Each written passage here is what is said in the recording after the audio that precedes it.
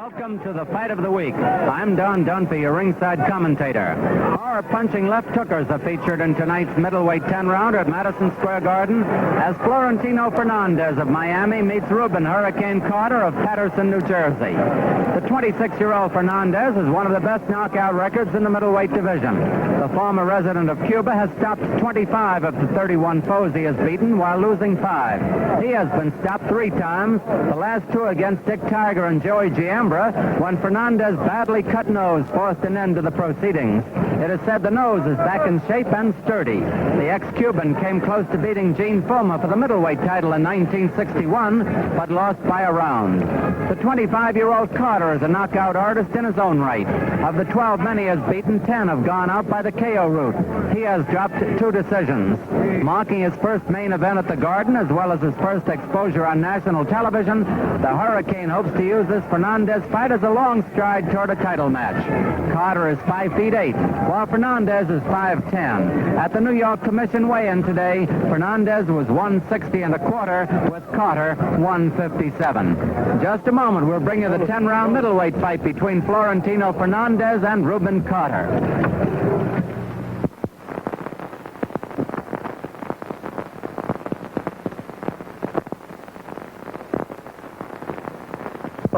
You save 34 cents. Johnny. Now we're all set to take things underway here at the Garden, and here's Johnny Addy. Good evening, ladies and gentlemen. We'd like you to meet a few of the boys here. Here's the world number 2 featherweight title contender of Nigeria, Joe Rafiu King. Let's give a nice hand, folks. And the top-ranking lightweight contender, Doug Bayant.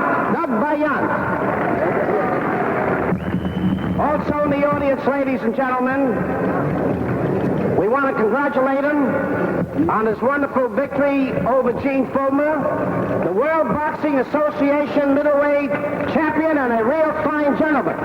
Let's give a great reception to Dick Tiger. Dick Tiger.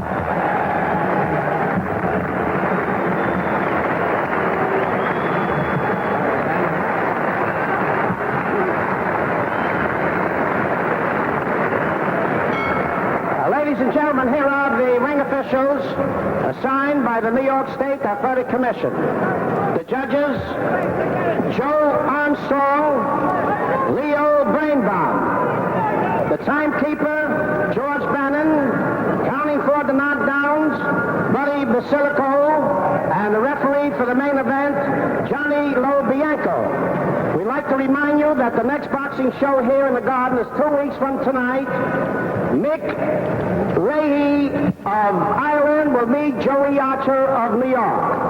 And Tuesday night, the regular boxing show at Sunnyside Gardens. Now, here are the principals. From Paterson, let me go to my right first. From Miami Beach, Florida, wearing black trunks, weighing 160 1/4, Florentino Fernandez. His opponent from Paterson, New Jersey, wearing the white trunks, he weighs 157, Rubin Hurricane Carter. Main event, 10 rounds, another bout to follow. Fernandez, Carter, both you boys have boxed in New York State before. You're well acquainted with the rules. We expect a good, clean fight. 3 knockdowns in any one round automatically terminates the fight. If you score a knockdown, go to a neutral corner. Do not come out until I call you. And if you're dropped, you must take an 8 count. Shake hands now. Good luck to both of you. The young men are wearing 8-ounce gloves. The scoring here in New York is on a round basis with us. Here's the bell for round 1. Carter in the white trunks. Fernandez, the black trunks.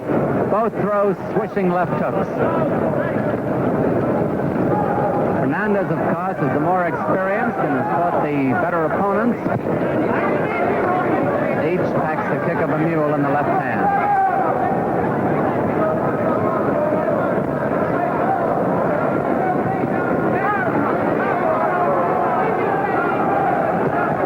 As a rule, Fernandez needs punching room for his left hook.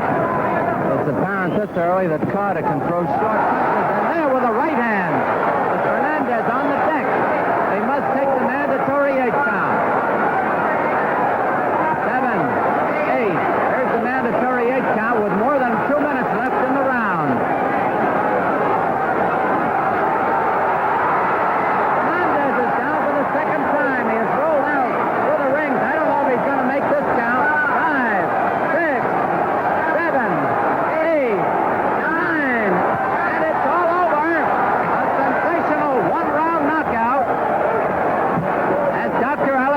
Schiff goes over to look at Florentino Fernandez. The winner is Rubin Hurricane Carter, and the time elapsed was about 1 minute and 9 seconds, which is unofficial. Here's the announcement of the time by Johnny Addy.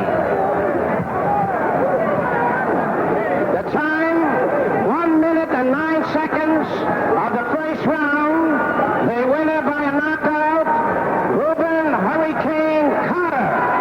Rubin Hurricane Carter, a victor in his first main event here in the Garden and his first television main event, knocks out Florentino Fernandez in 1 minute and 9 seconds, just when we were talking about the left hook that Carter has, the good left hook. He crossed a right to the jaw, and Fernandez apparently was caught off guard.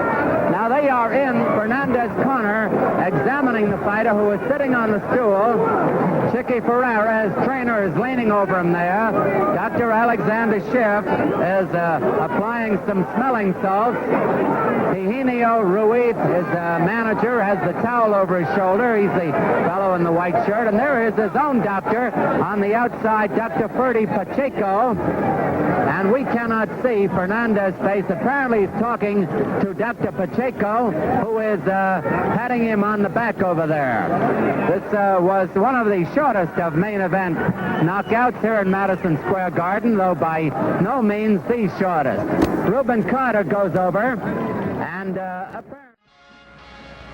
welcome to the fight of the week. I'm Don Dunphy, your ringside commentator. Tonight's 10-round middleweight bout at Madison Square Garden features Rubin Hurricane Carter, knockout sensation of Patterson, New Jersey, against veteran ringman Holly Mims of Washington, D.C. Mims is a last-minute substitute for Gomeo Brennan, who showed up with a bad cold this morning and was excused by the commission. The 25-year-old Carter sprang into national prominence on October 27th when he knocked out Florentino Fernandez in 69 seconds of the first round. It was his 13th victory in 15 fights, 11 of which have been by the knockout route. Carter has dropped 2 decisions. The 33-year-old Mims has been fighting professionally since 1948 and has never been stopped. In fact, he's never been on the canvas. He has fought 86 times, winning 59, losing 21, and fighting 6 draws. He has scored 12 knockouts, and he has won 11 of his last 12 bouts. Mims is 5'7", while Carter is an inch taller. At the New York State Athletic Commission weigh-in, Carter was 155 1/4, with Mims 160 3/4. In just a moment, we'll bring you the 10-round middleweight fight between Rubin Hurricane Carter and Holly Mims. Now let's get up to center ring and Johnny Addy. Good evening, ladies and gentlemen. We'd like you to meet 2 great champions. The current welterweight champion of the world, Emile Griffith. Emile Griffith, come on up.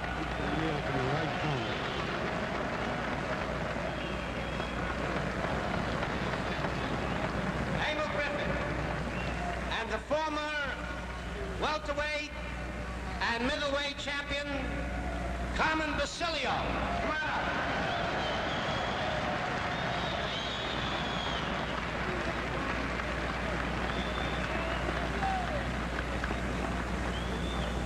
Where is he?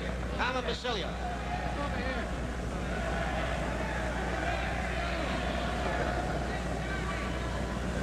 All right, ladies and gentlemen, Carmen Basilio.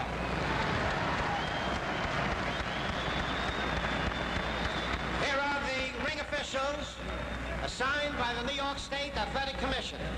The judges, Tony Rossi, Tony Castellano. The timekeeper is George Bannon. Counting for the knockdown, Zach Clayton. Referee for the main event, Joe Loscalzo. 10 rounds. From Washington, D.C., wearing black trunks. He weighs 160 3/4 pounds. Holly Mims. Mims. His opponent from Patterson, New Jersey, wearing white trunks. He weighs 155 1/4. Rubin Hurricane Carter. Main event, 10 rounds. Another bout to follow. Mims Carter, you have received your instructions at weigh-in time. Are there any questions at this time? Okay, go back to your respective corners. Come out fighting, get the sound of the bell. Good luck to both of you. Scoring here in New York is on a rounds basis with a supplementary point system if the rounds come out on an official's card. The mandatory 8 count is in effect, as is the 3 knockdown rule in 1 round. They're wearing 8-ounce gloves. Holly Mims in the black trunks taking the bout on short notice. Rubin Hurricane Carter in the white trunks. Carter's best punch is a left hook, but it was a right hand that set up Florentino Fernandez in October when Carter knocked him out in his first TV appearance.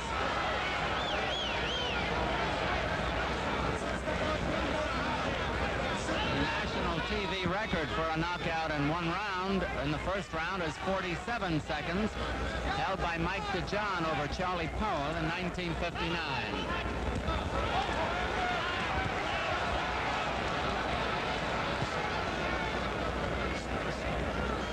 Carter is aiming to get in there for a title shot. Mims, as I told you, has been fighting since 1948 and has never been on the canvas. A real cutie. Ernie Buford, also a cutie, outpointed Carter in his last loss, but was knocked out by Carter in a return bout.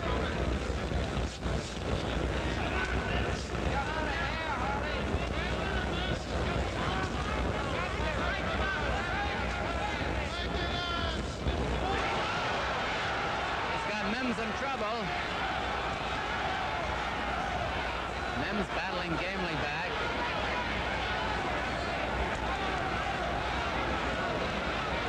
On behalf of Mims, there isn't a trick in the book that he doesn't know, and he's had difficulty getting people to fight him for that reason. Counter punch by Mims.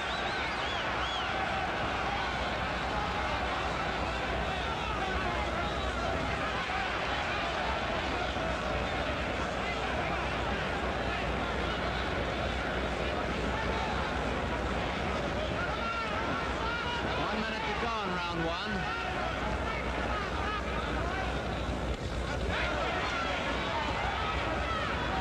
You'll notice how Mims rides out the storm, leans back from those punches.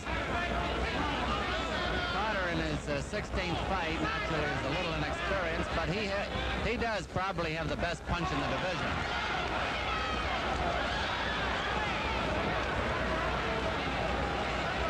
They're in Mims' corner. Referee Joe Lascalzo got them apart.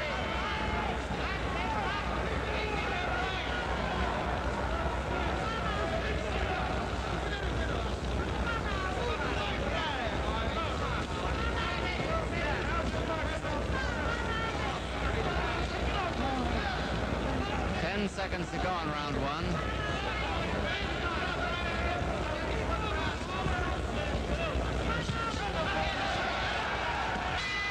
There's the bell. Coming up to round 2 at Madison Square Garden, Holly Mims in the black trunks, Rubin Hurricane Carter in the white.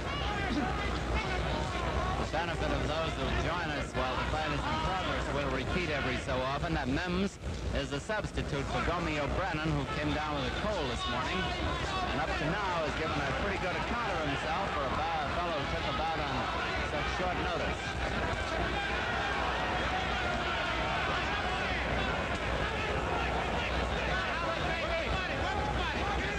Mims tells me that he's always in the gymnasium.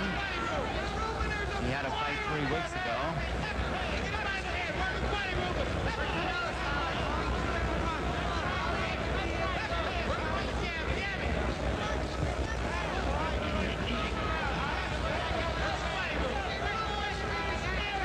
Trying to stay away from Carter's left hook, Mims is.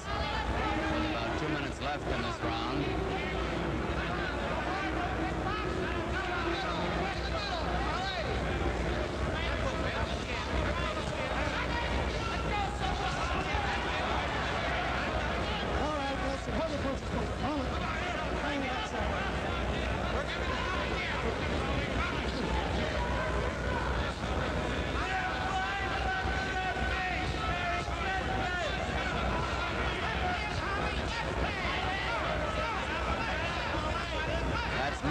with the educated jab.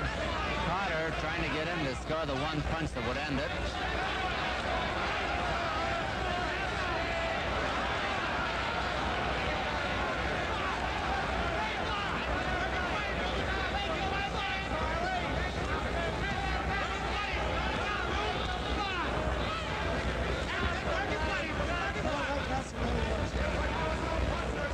Clinching was in Carter's corner.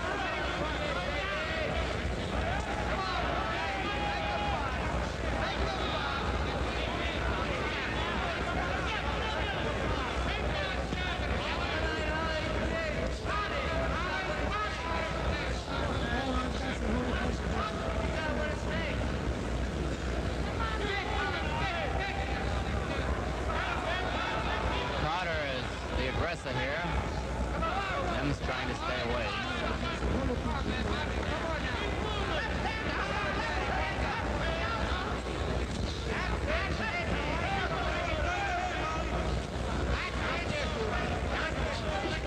Take a look at Carter's arms when we go in close. They are some muscles, believe me. Look at them. Rubin Carter, the white trunks.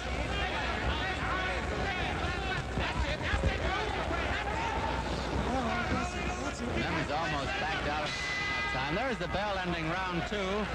Let's go to the corner of Rubin Hurricane Carter. Taking the mouthpiece out is his manager, Carmine Tedeschi. His trainer, Tommy Parks, is right in front of him. Freddie Brown is scrubbing him off from the right-hand side, and now Tedeschi is leaning in from the left-hand side. Carter was born in Clifton, New Jersey, May 6, 1937. On the other side of the ring, we've got the veteran Holly Mims. Facing him is his trainer, George Johnson. Johnny Sulo from the left-hand side, wiping off the face and the body, and that's Tommy Mara, the third man in the corner. Holly Mims was born in Washington, D.C., February 10th, 1929. We're coming up now to round 3 of this interesting middleweight bout at Madison Square Garden. Mims in the black trunks substituting for Gomeo Brennan, and Rubin Hurricane Carter, the Paterson, New Jersey knockout sensation, in the white trunks.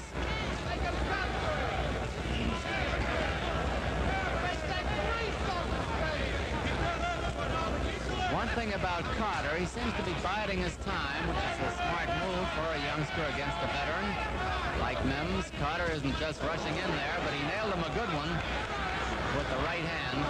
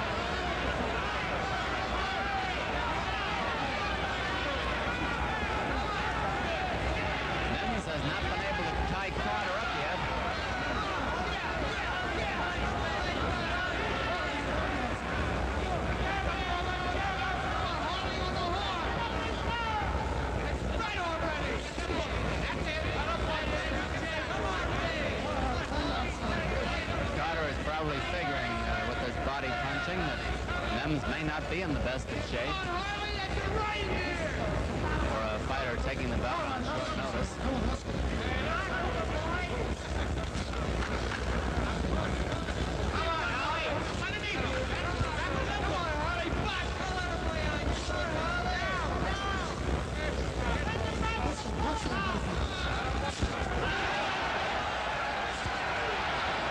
That's Mims to the attack now.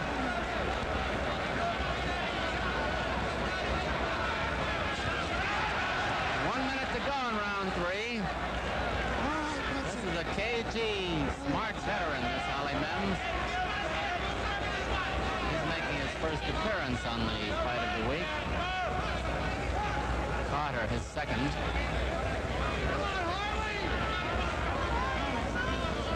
Joe Lascalzo, the referee.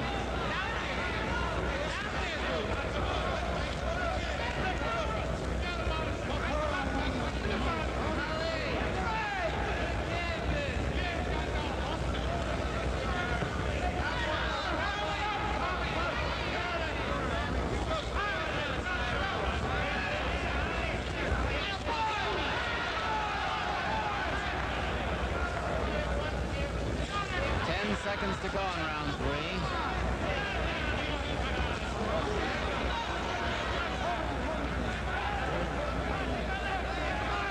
There's the bell. Coming up to round 4 at Madison Square Garden, scheduled for 10. Rubin Hurricane Carter, the white trunks from Paterson, New Jersey. Holly Mims substituting for Gomeo Brennan from Washington. Mims from Washington in the black trunks. Joe Lascalzo, the referee.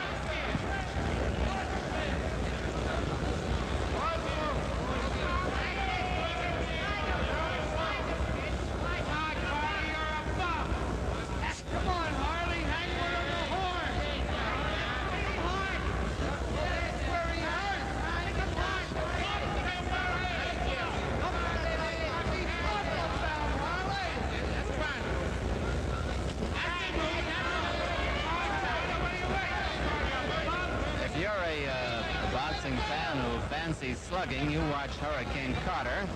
If you like smart boxing, watch Holly Mims. Now, we've got both styles in here tonight, and good exponents of both. Mims, the black trunks, smart boxer. Carter, the white trunks. He's the puncher.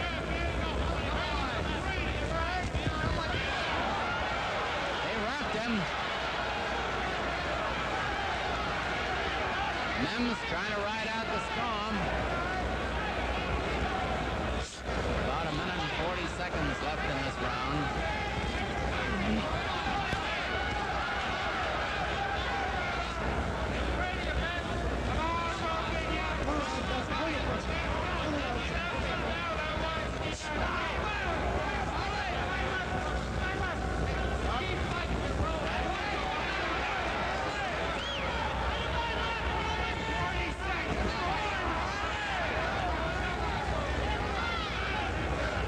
Mims has taken some good shots in the last 30 or 40 seconds.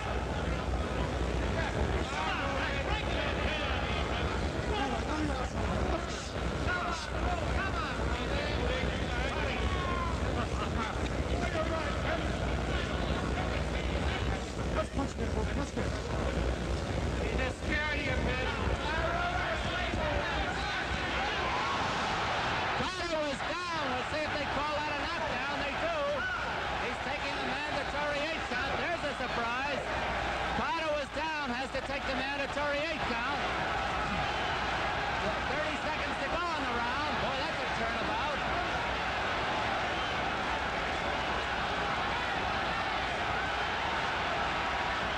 Carter is in trouble. Now it's Mims who is over anxious.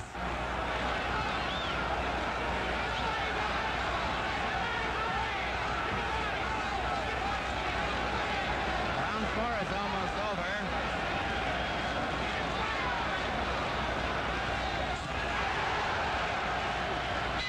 There's the bell ending round 4. We go back with Rubin Carter. Apparently he's all right. He tapped Holly Mims on the shoulder as the round ended. Carter was on his way to having a big round there when Mims turned it around with that sudden flurry. Coming up to round 5, Holly Mims, a surprising substitute in the black trunks. Rubin Hurricane Carter in white.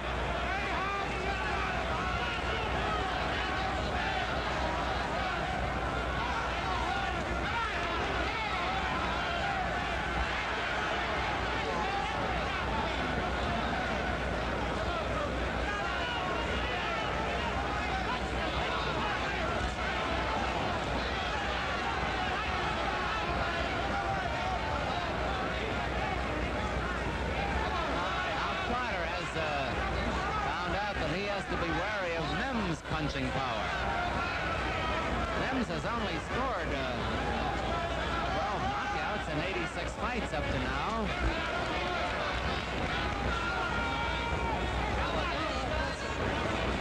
Joe Lascalzo, the referee.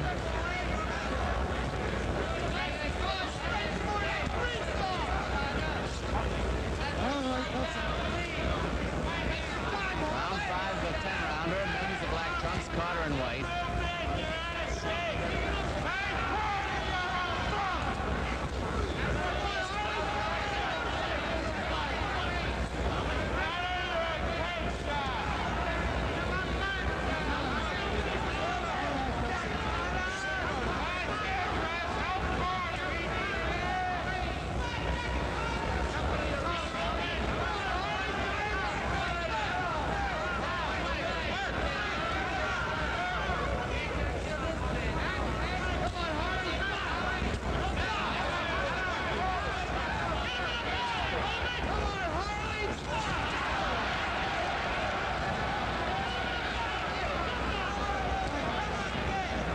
exerting tremendous pressure in this round on Mims with 1 minute to go in round 5.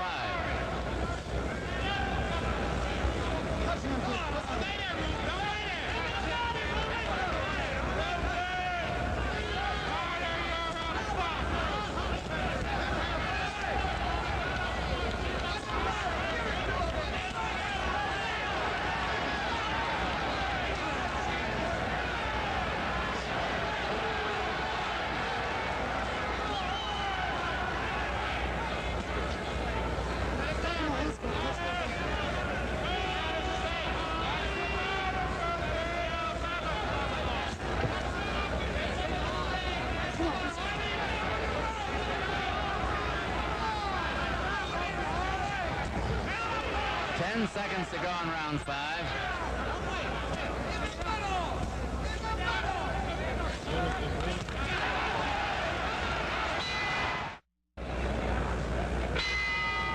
Coming up to round 6 at Madison Square Garden, Holly Mims, the black trunks, substituting for Gomi O'Brennan on a few hours' notice.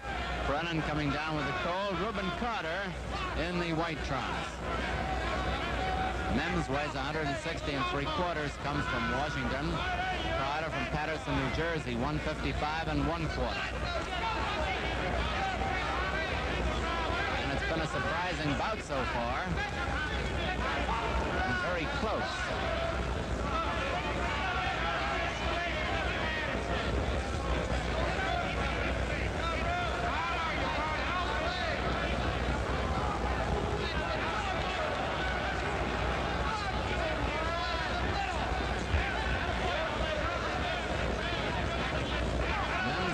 Keeping Carter off balance now.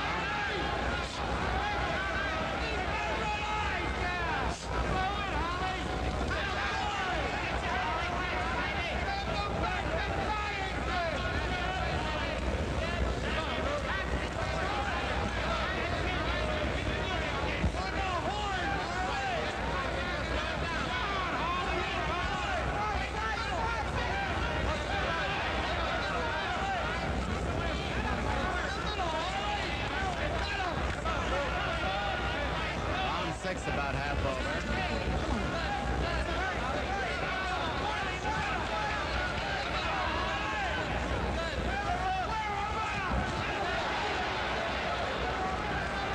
You notice that Mims does a pretty good fending job with his elbows when he gets in close.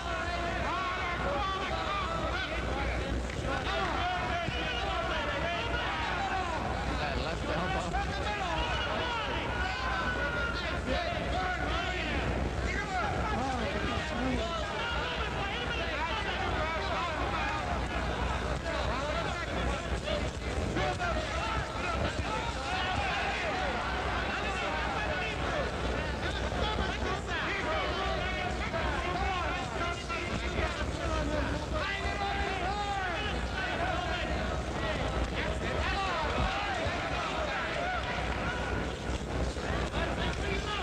About half a minute to go in round 6.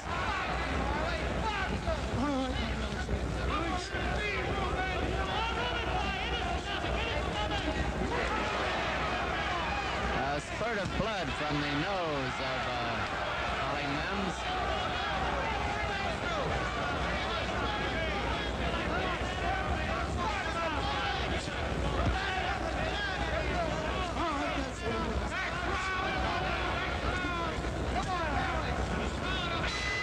There's the bell ending round 6.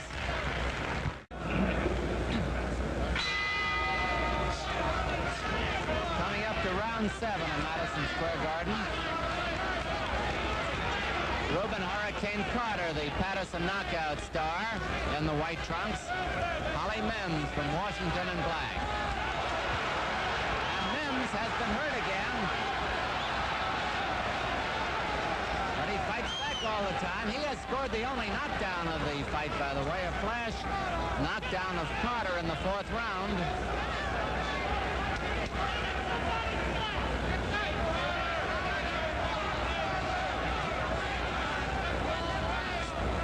Out of schedule for 10 rounds.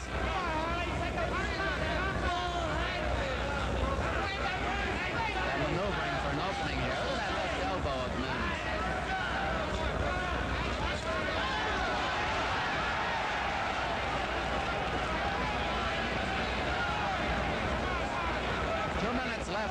round of a surprisingly good bout, considering that Mims was only contacted this morning and flew up here from Washington.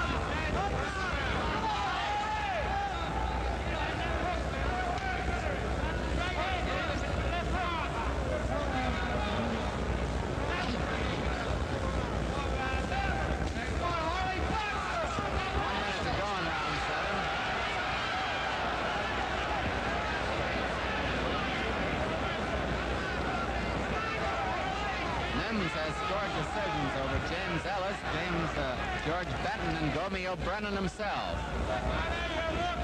His divided bouts with Spider Webb. He's lost to Dick Tiger, to Joey Giardello, and Bobby Boyd. Well, he's been in with the best.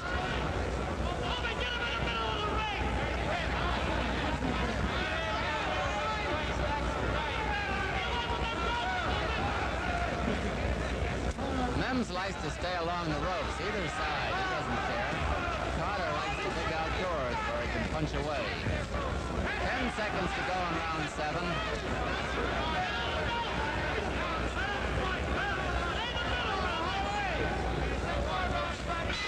There's the bell. Coming up to round 8 at Madison Square Garden, Holly Mims substituting for Romeo Brennan in the black trunks. Rubin Hurricane Carter in the white trunks. Scheduled for 10 rounds. This is round 8, and it's fairly close, we would say. Mims has scored the only knockdown, a flash knockdown in the 4th round. Carter has landed big punches at other times.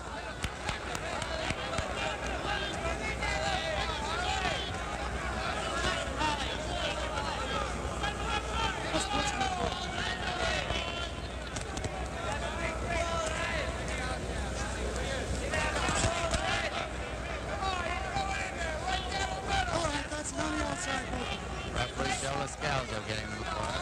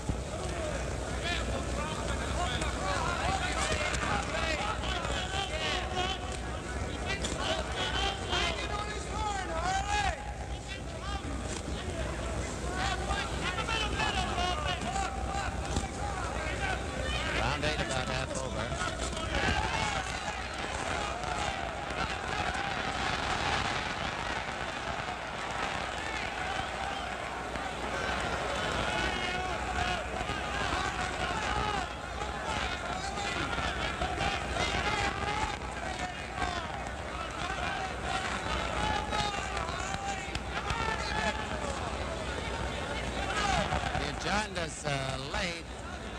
Mims, you know, is a substitute for Romeo Brennan. I told these folks earlier that he is one of the smartest fighters that ever fought. He knows all the tricks. You can see that. Carter is the puncher, a hard puncher, maybe the best in the division. So often he shakes Mims up, but Mims comes back.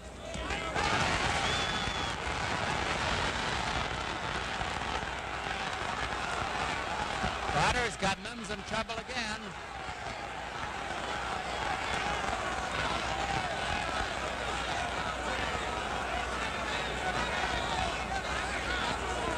Mims has never been down, and he's been fighting since 1948. Took some good punches there.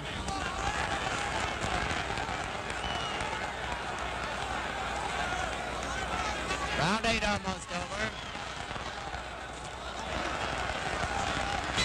There's the bell ending round 8.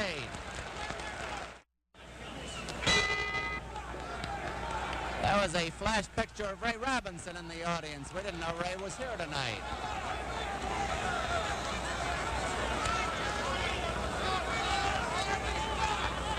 Round 9.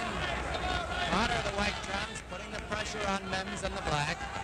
There's been one knockdown. Mims scored it in the 4th round. A flash knockdown. Carter bouncing right up.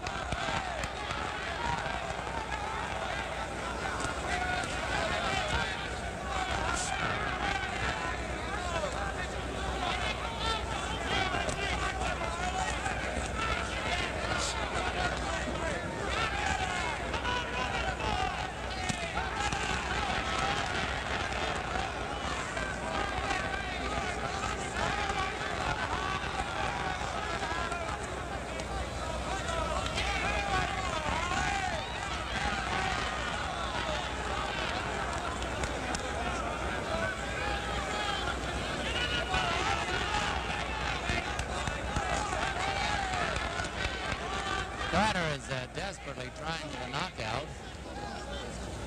Mims, I'm sure, would be happy to win on points.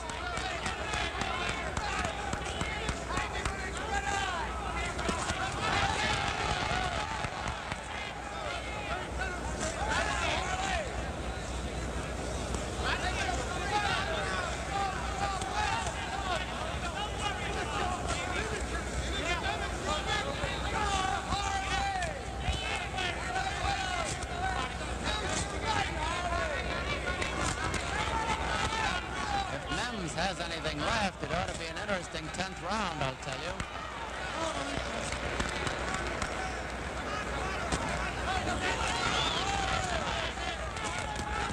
One minute to go in round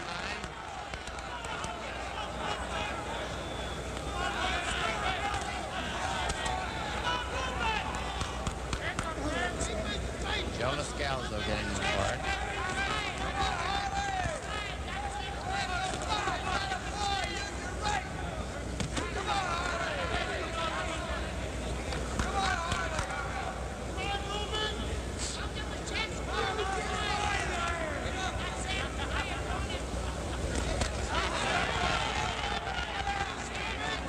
They're in Mims' corner now. Maybe he'd like to pull the old Tommy Loughran and just end the round in his corner as Tommy used to always. 10 seconds to go in round 9.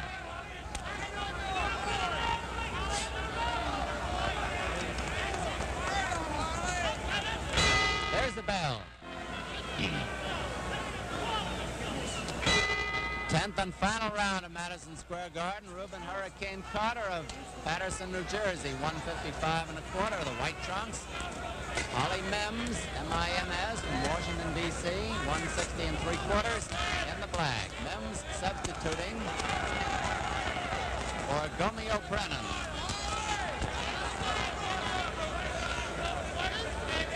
One knockdown in the bout, scored by Mims in the 4th round. Carter bouncing right up.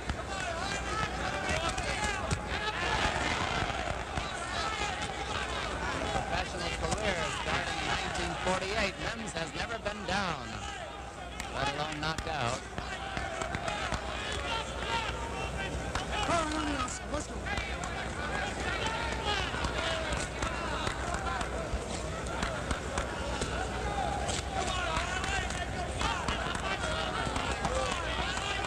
Carter, one of the hardest punches, if not the very hardest, in the middleweight division.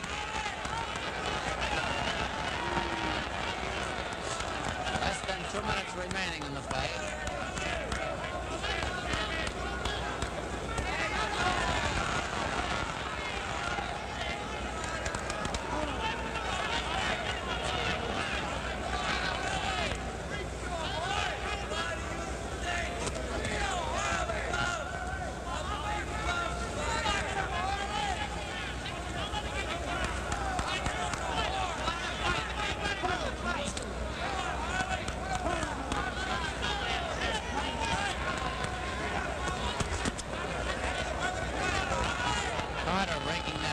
pretty well.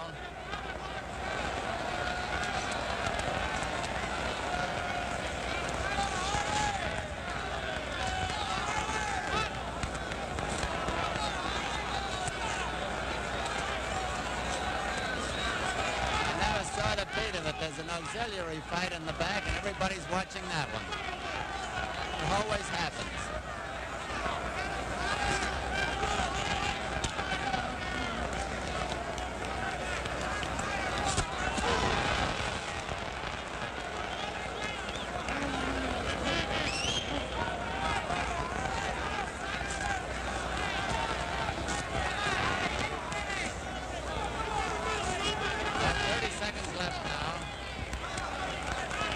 Scalzo gaining the part. The crowd is applauding.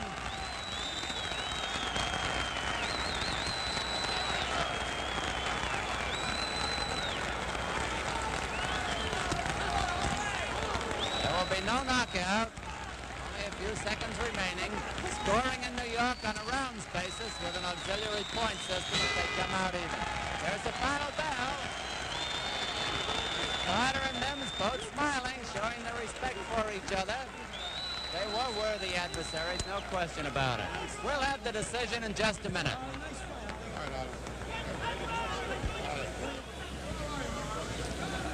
The commissioners, Jack Duberstein and Frank Morris, have just gone over the cards. They've given them to Johnny Addy, who is about to announce the decision.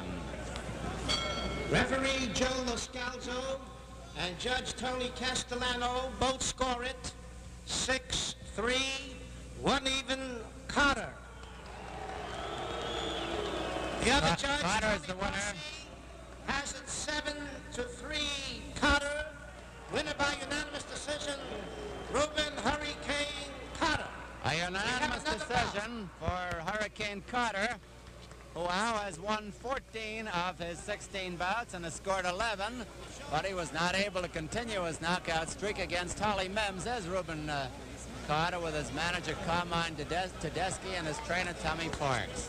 A lot of credit, though, to Holly Mims, who came in here on a couple of hours' notice after Gomeo Brennan came down with a cold today and gave a very fine account of himself and had Carter on the floor in the 4th round. World's record holder meets American champion Jim Beatty for the first time. Round 1. Scoring here in New York on a rounds basis with a supplementary point system if the rounds come out even. Hurricane Carter, the Black Trunks. George Benton making his first appearance on the Saturday Night Fights TV in the white. Benton is a fine boxer and a good puncher. Hurricane Carter, a terrific hitter.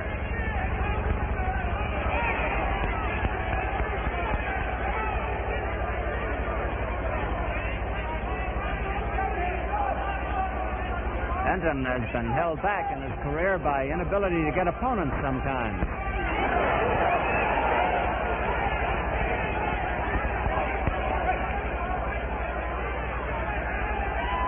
Carter has a terrific left hook, a good right hand, does not use his jab too often. That was Carter with that left hook. Many fans have come up from Philadelphia to watch Benton, and a host of them have come from Paterson, New Jersey to watch Carter.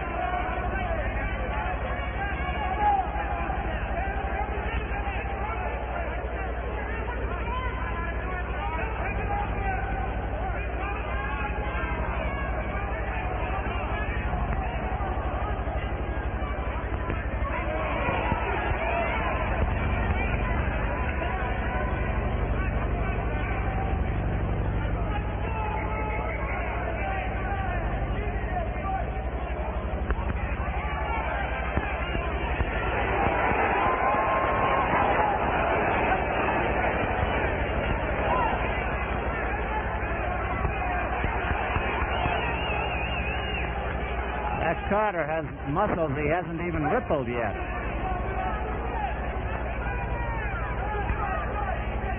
One minute to go in round 1.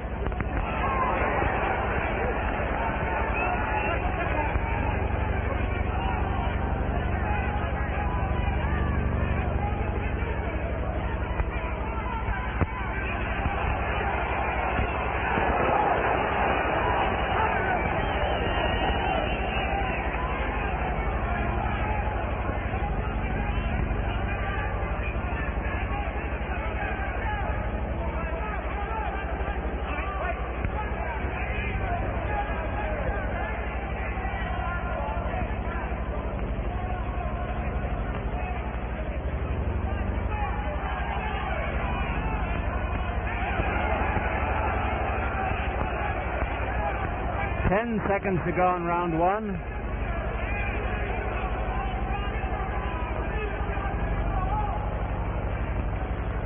There's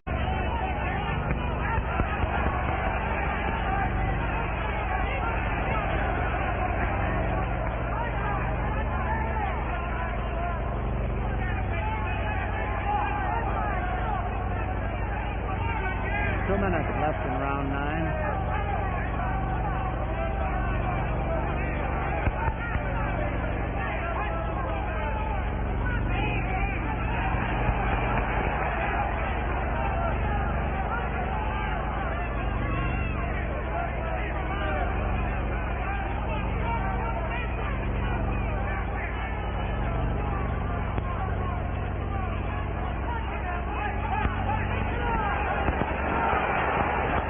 Benton to the attack.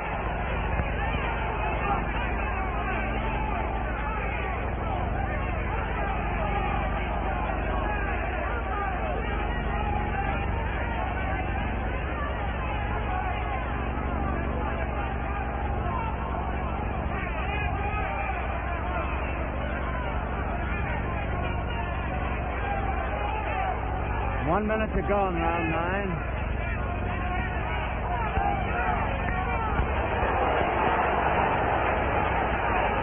Bombed away.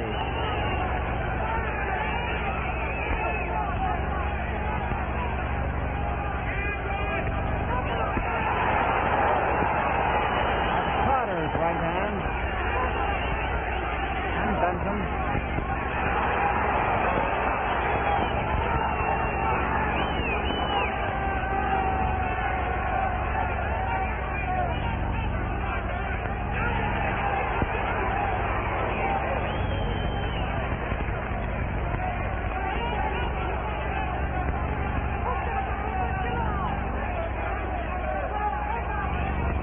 Seconds to go in round 9.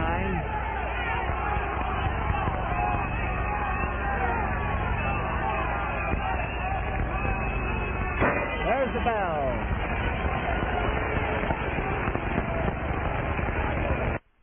Namco. 10th and final round coming up. George Benton of Philadelphia, 158 3/4 white trunks. Rubin Hurricane Carter, Patterson, New Jersey, 158 the black. Arthur McCanny, the referee, doing his usual fine job. 10th and final round. There have been no knockdowns.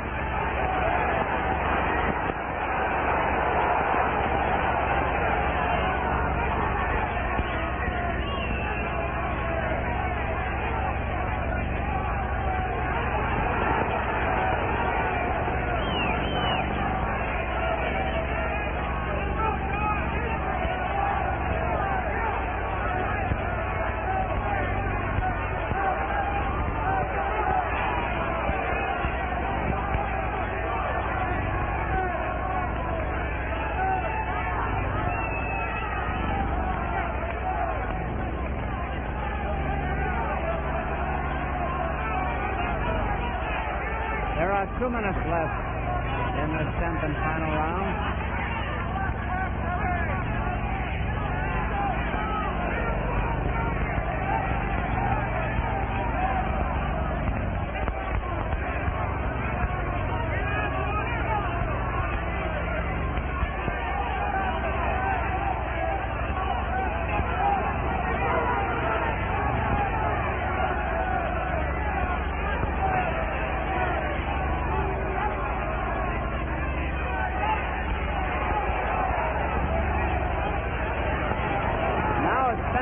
Let Carter get set. Carter was shaken just a little bit.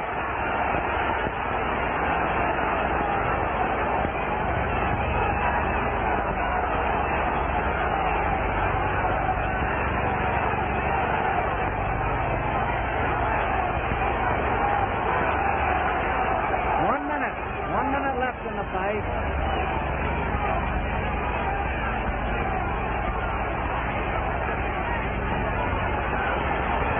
Almost everybody in the garden standing up now,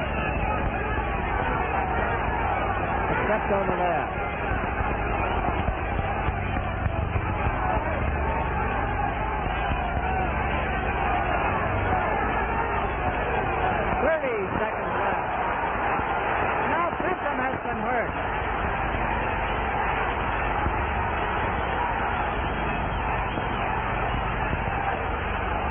Benton seemed to have the round won, and then he was shaken.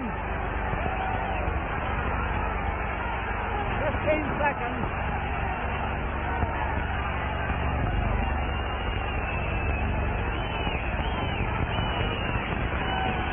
Everybody applauding. There's the final bell. Scoring in New York on a round basis with a supplementary point system if the rounds come out even. That's Carmine Tedeschi as manager with Carter. We'll have the decision in just a minute.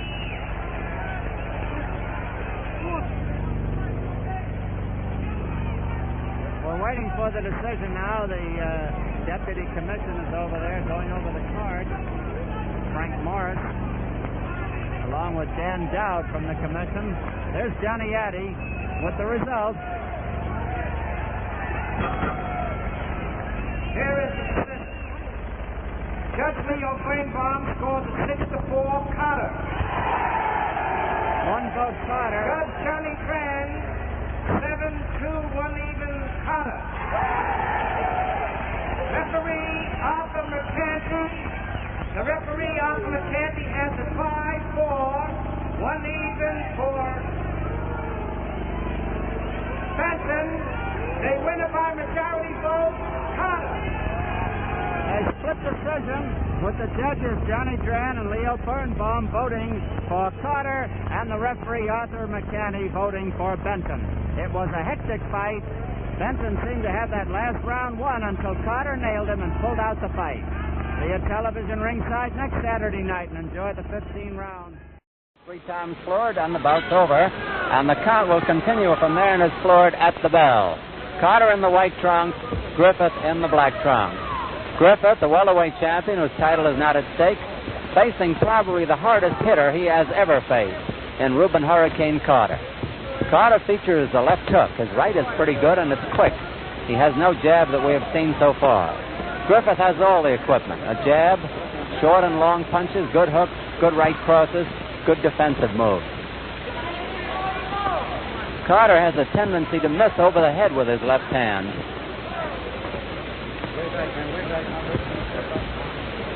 The bout under the auspices of the charitable Dapper Dan Club of Pittsburgh.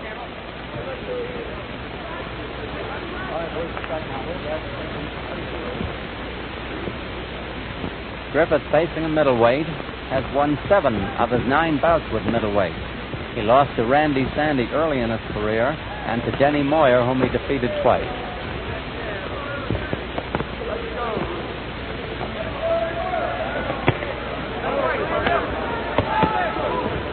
Boys trading good leather here in round 1.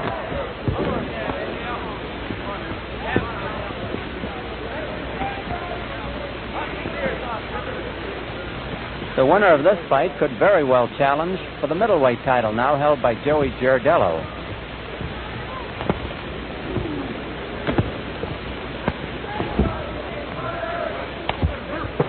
You probably noticed that Griffith down from a left hook. He's got to take the man at 4, 6, 7, 8. He just about beat the count. He just about beat it. And we have more than a minute to go in the round. Carter is on him. There goes Griffith down again. 1 minute to go in round 1. 7, 8. And he just about beat the count again. And the referee is out. A big victory. The victory for Rubin Hurricane Carter. And Buckley Sheridan stops the bout after Griffith had been floored twice by solid left hooks. That is the first time that Griffith has ever been stopped. It is the biggest victory in the career of Rubin Hurricane Carter.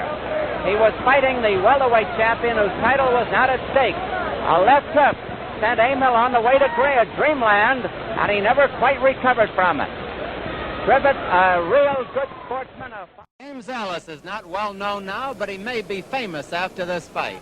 He's a fine boxer with a good punch and 2 first-round KOs to his credit. Boxing experts call him the best young middleweight around. He had better be at his best, for his opponent tonight is the hardest puncher in the middleweight division, Rubin Hurricane Carter. He has scored 6 one-round KOs in his 22-fight career, the last being over welterweight champ Emile Griffith in December. He'll be throwing bombs from the opening bell.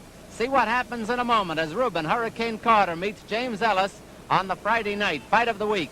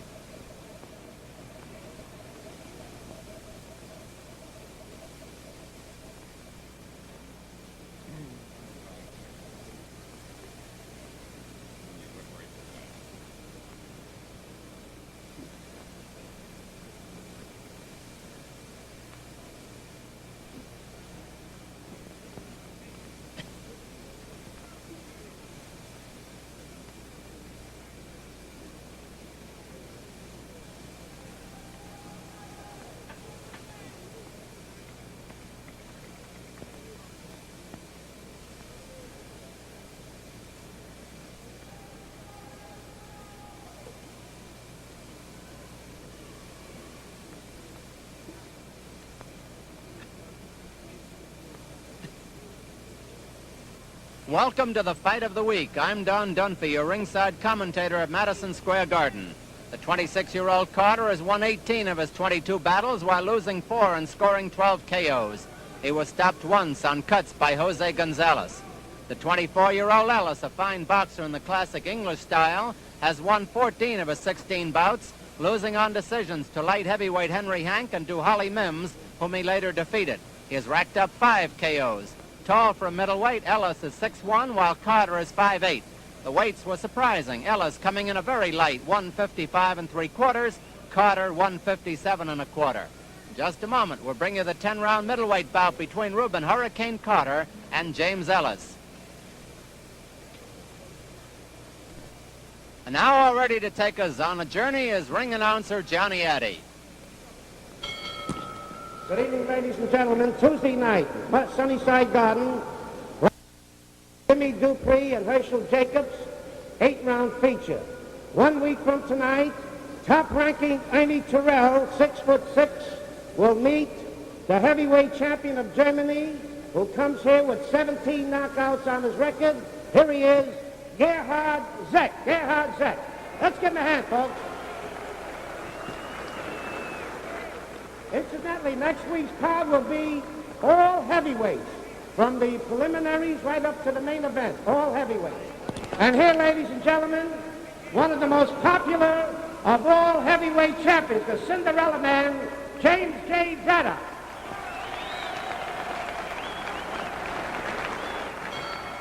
Ladies and gentlemen, here are the ring officials assigned by the New York State Athletic Commission.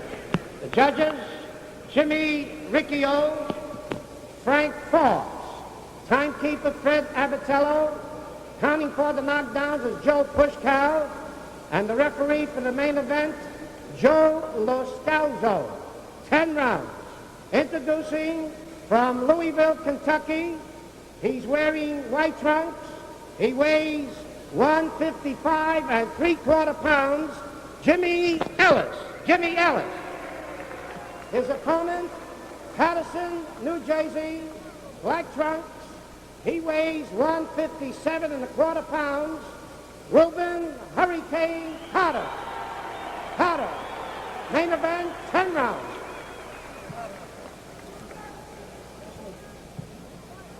Good evening, Hurricane Carter. Good evening, Ellis. Now, you've been briefed by our Chief Deputy Boxing Commissioner, Frank Morris. Are there any questions? Okay, touch gloves, return to respective corners, come out boxing, not box the side of the belt. Good luck. Terrific. Scoring here in New York on a rounds basis with a supplementary point system. If the rounds come out even on an official's card, a mandatory 8-count, 3 knockdown rule in effect. Ellis, surprisingly slight, white trunks. Carter, the puncher with the black trunks. James Ellis, a good boxer. Watch for him to try to end it quickly with a 1-2 if he can. Ellis always dangerous in the beginning, as is Hurricane Carter.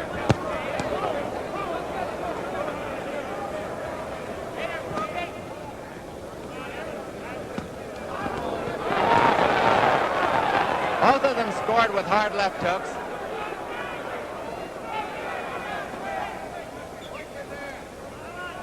Ellis is going to try to block a lot of punches on his elbows and on his gloves. Carter just likes to throw them.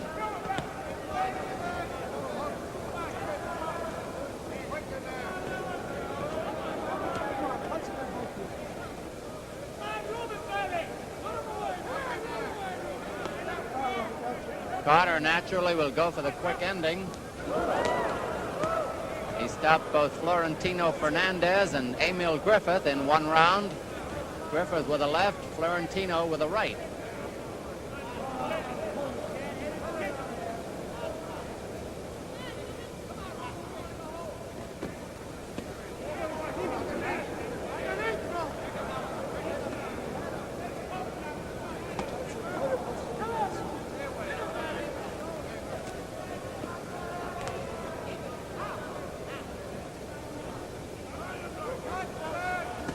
Ellis knows he's got to guard against Carter's left hook, but the right is not to be trifled with either. Ellis will try to make use of his height advantage with good jabs. 1 minute to go in round one.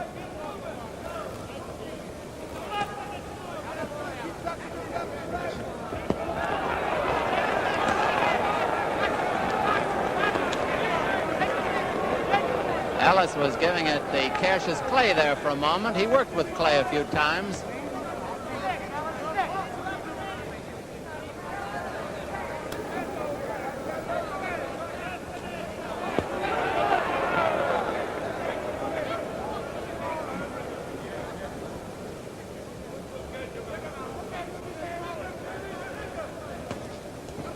Carter is always an imposing figure in there with his Mandarin mustache and a steely glare. Hard to the body with 10 seconds to go in round one. A solid punch that was.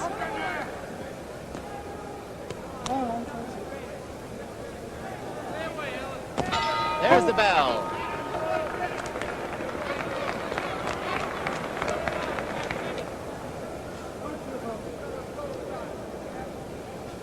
James Ellis ready to come out for round two, wearing the white trunks. Rubin Carter, the black trunks.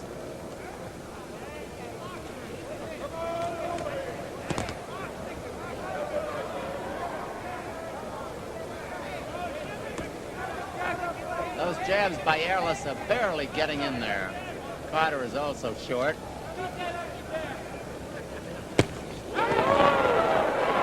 Solid left hook. Made Ellis think it over.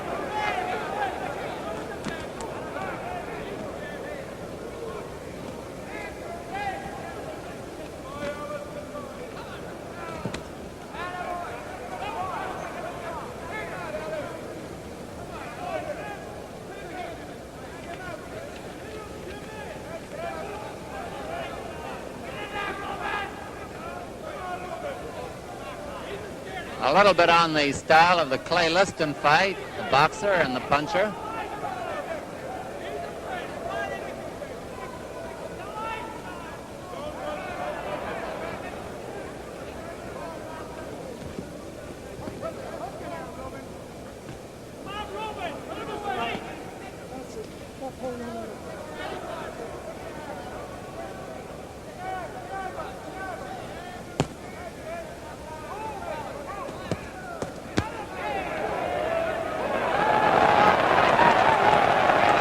Crowd applauds the maneuver by James Ellis of Louisville.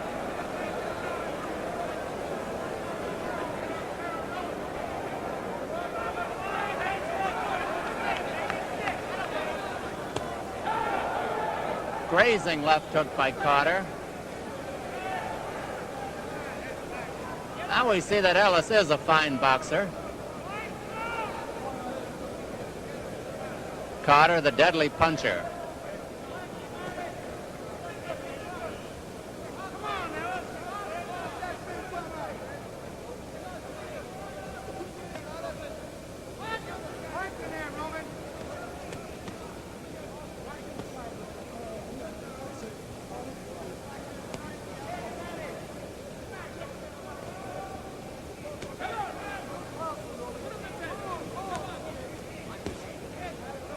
So far in this round, Ellis' fine boxing has kept Carter at least mentally off balance. All right, that's it. What it was.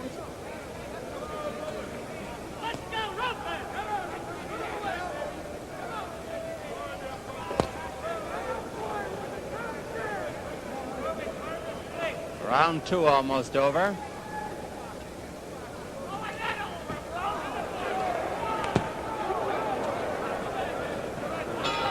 There's the bell ending round 2, and we go back to the corner with Rubin, Hurricane, who was born in Clifton, New Jersey, May 6, 1937, now lives in Paterson, New Jersey. In the corner with him, facing him head-on, is trainer Nick Florio. On the left-hand side is manager Carmine Tedeschi, and on the right-hand side, one of the fine handlers of boxing around here, Chicky Ferreira. That's the corner of Rubin, Hurricane Carter, the knocker-outer. On the other side of the ring, we've got James Ellis from Louisville, Kentucky. In the corner with him is manager. Facing him head-on is Bud Gruner, who was also the manager of the late Rudell Stitch, who was drowned trying to rescue a friend from drowning. On the right-hand side, Charlie Goldman, who was with Rocky Marciano. And the popular Sid Martin is on the left. He's from the Emile Griffith camp. Here's James Ellis, born in Louisville, February 24th, 1940. Coming up to round 3 now. Rubin Carter, the black trunks, James Ellis in white.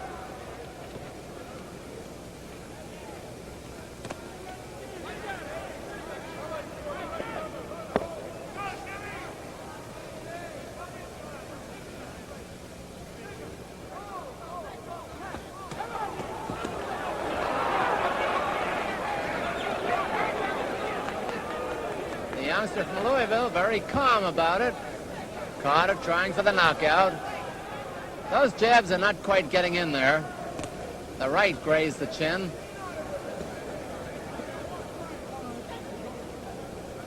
Referee Joe Lascalzo gets him apart.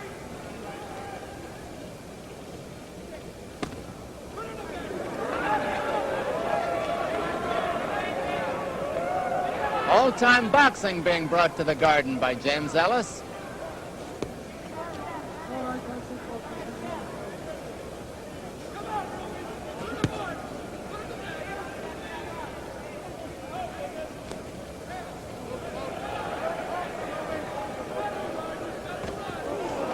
Straight right that got in there by Ellis.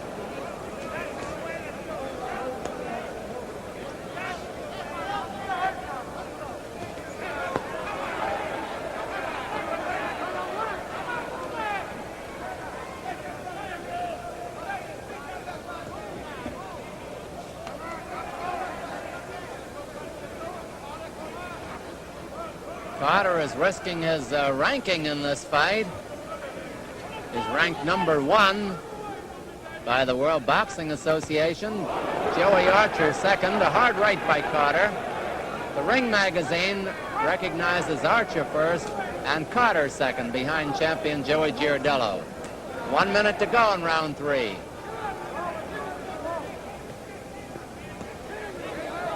Carter only needs one big equalizer. Ellis, of course, knows that.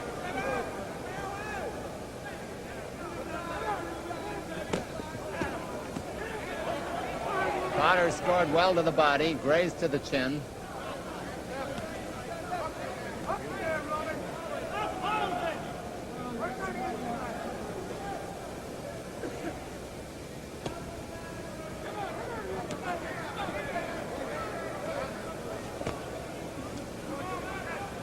Come on, punch me, punch me.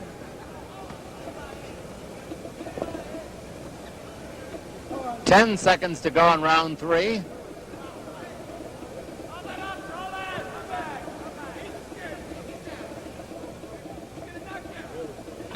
There's the bell.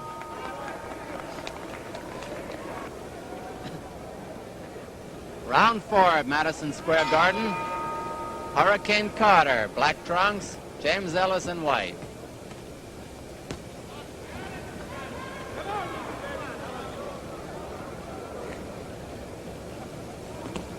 Carter is starting to press a little more.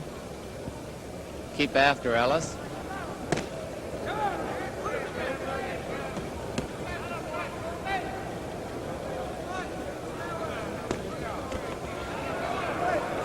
Notice how quick Carter gets that left hook out there. It's a flash. Let's go, Rubin!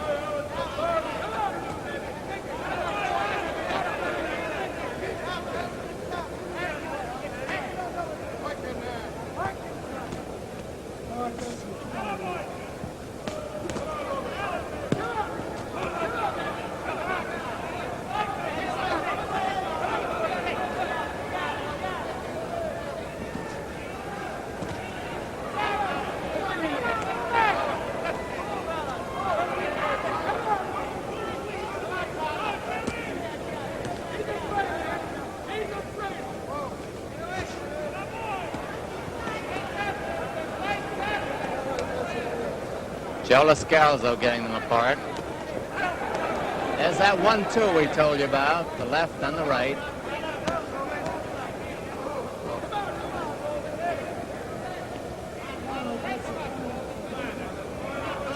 Carter has scored some hard punches to the body, which could take a toll on young Ellis later in the fight.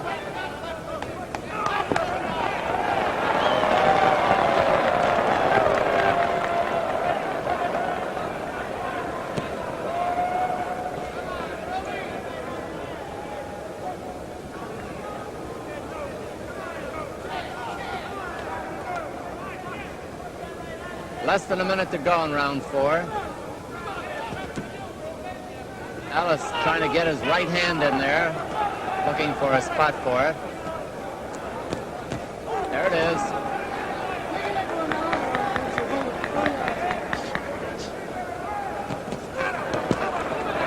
Now Ellis is starting to go for the body, as is Carter. All right, that's it. Hurry up, Sergeant.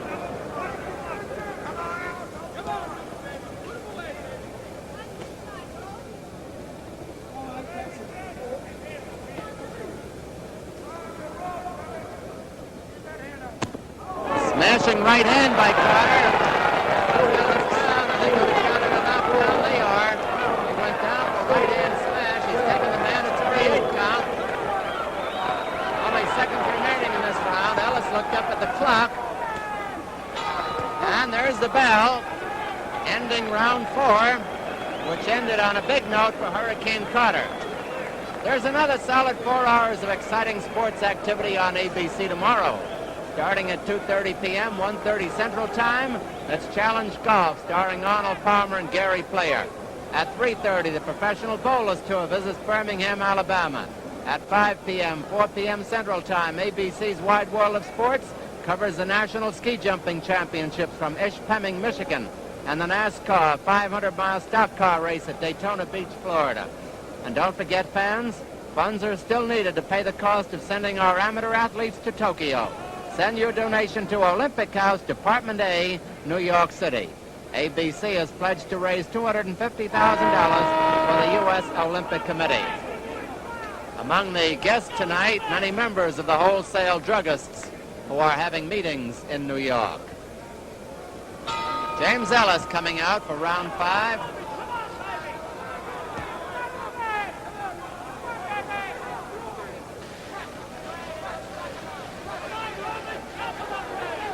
Ellis was doing a fine boxing job until he ran into that right hand by Carter in the last round. The big equalizer.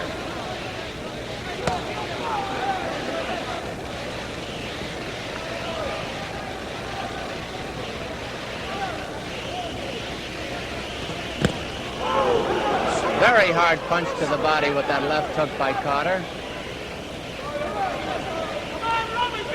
Calculated to slow down anybody.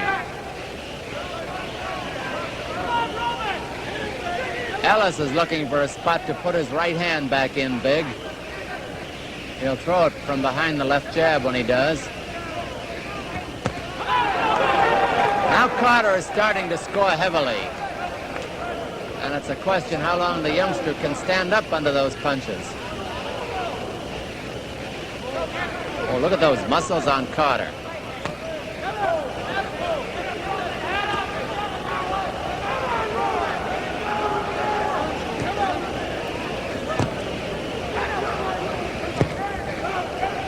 Carter has developed a jab since we last saw him.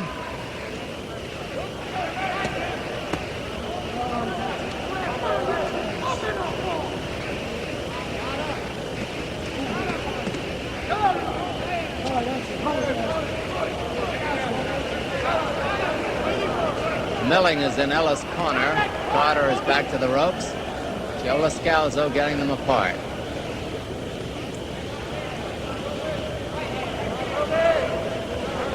One minute to go in round 5.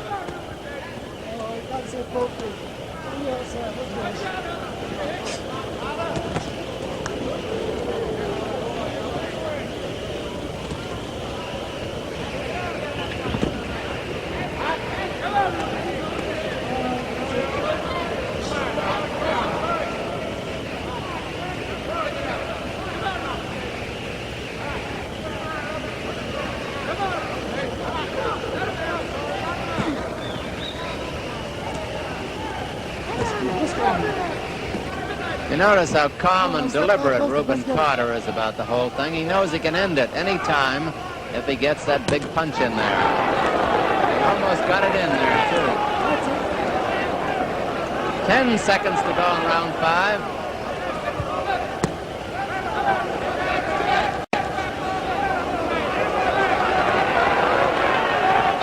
There's the bell.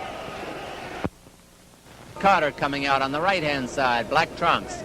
James Ellis, white trunks. Carter from Paterson, New Jersey, 157 1/4. Ellis from Louisville, 155 3/4. Ellis, much the taller of the two by 5 inches at 6'1". Carter deliberately and slowly slowing him down with that body attack.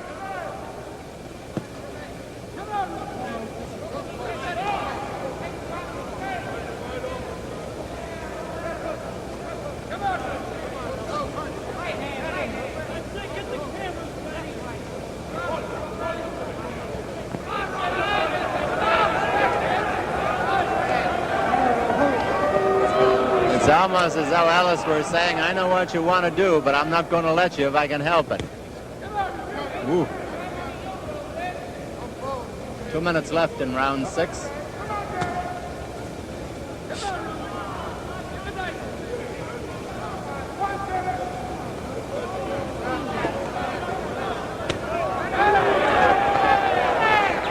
Solid punch. All right, that's it. Hold it, that's it. Step back.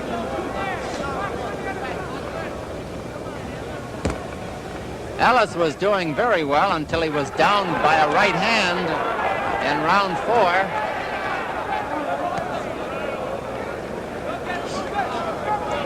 Been sort of fading since then, or Carter's been coming on. All right, that's it. All right.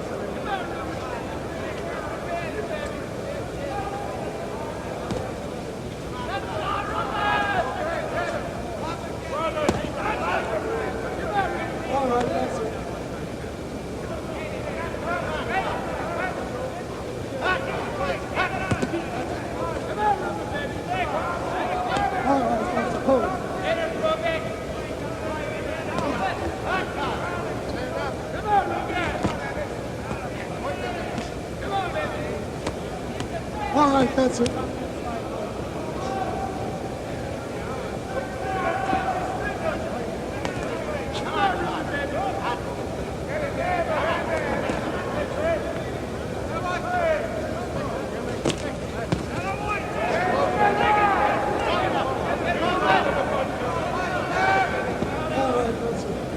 Round 6 running its course.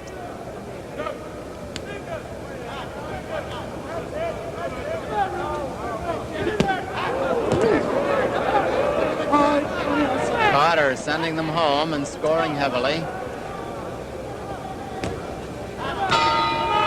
There's the bell. Next Friday, the fight of the week will present the 2 biggest heavyweights in the business. Top contender Ernie Terrell and German champ Gerhard Zick. Each is over 6 feet 5 inches tall.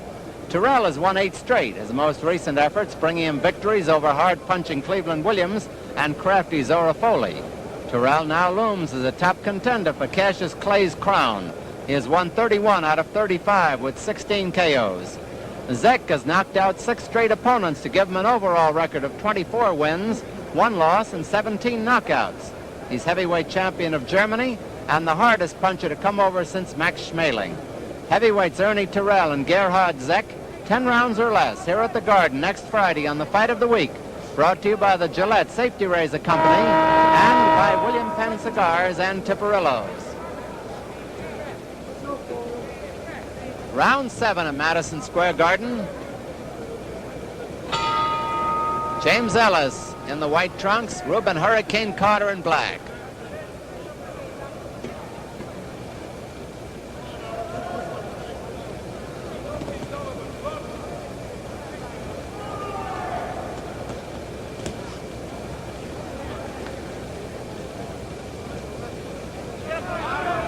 Carter seems to have slowed down Ellis just enough so he can get close enough to him for those blockbusters he throws. And Carter tonight is showing us a good left jab.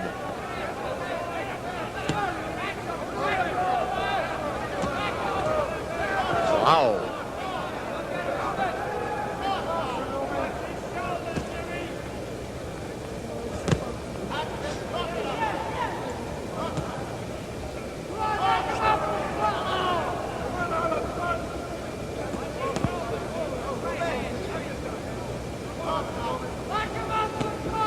Ellis' right hand, which was very effective in the early rounds, seems to have been neutralized.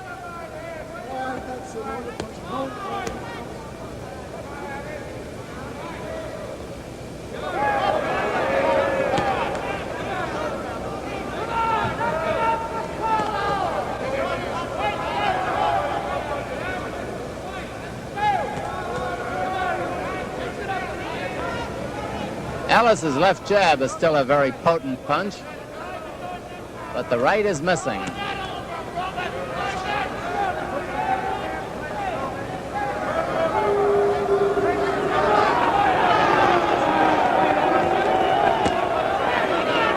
little bit low that time by Carter.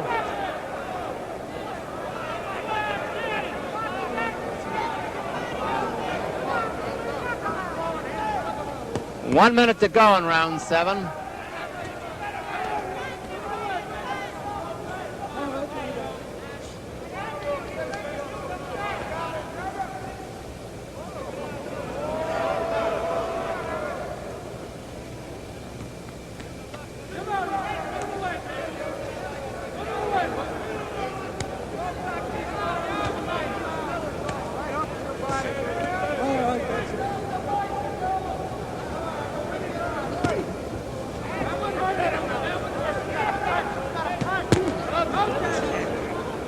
Carter's planting them home, first with the left and then with the right. They are solid senders.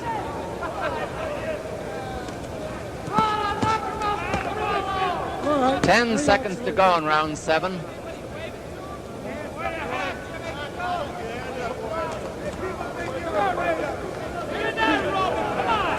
There's the bell.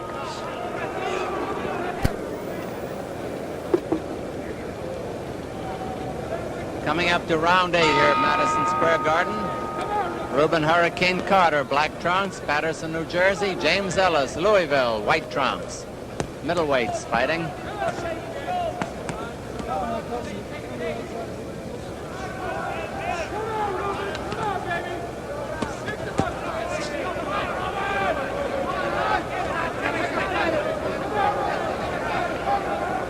Ellis trying to get back into contention here.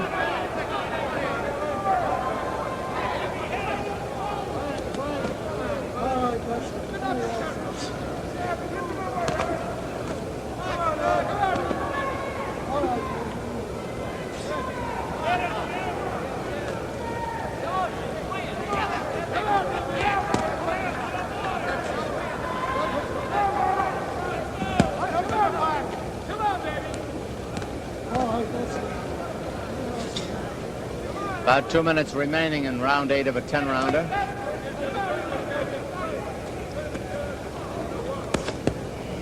All right, that's it, both of you.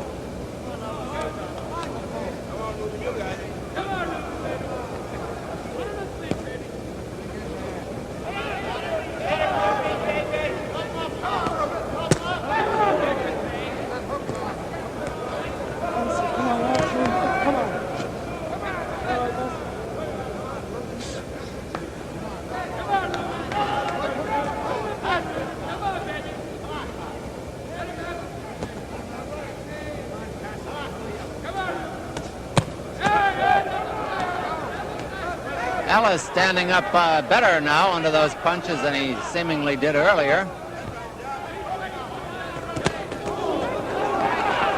Both landed hard there. Carter got in a couple extra, though. Now Ellis is putting more power in his punches.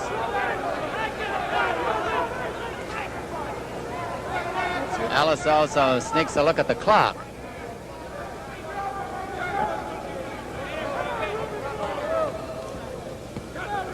That's it, on the outside. Let's go, both. All right, that's it. All right, that was a good shot.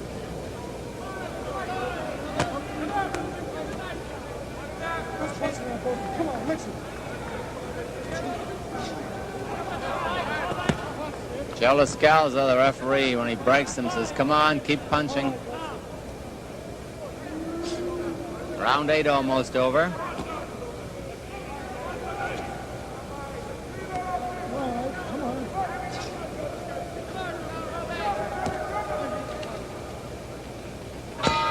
There's the bell.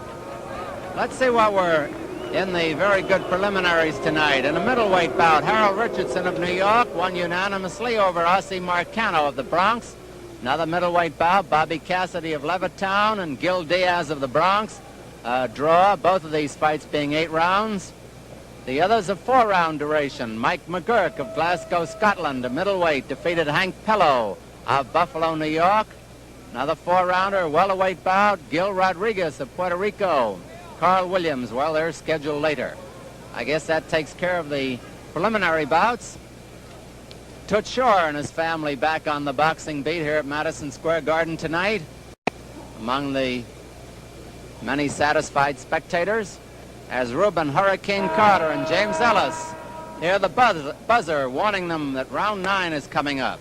There's been one knockdown in the fight so far. Ellis was down from a hard right near the end of the 4th round.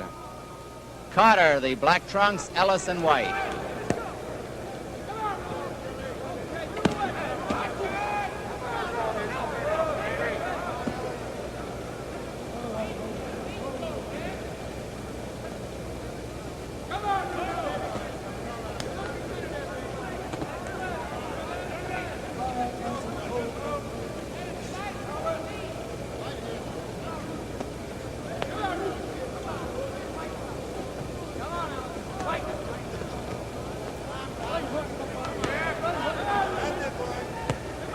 I'm amazed. I've been watching Rubin Carter for 2 years now, and I don't remember his ever throwing a left jab, but he's thrown a very effective jab tonight.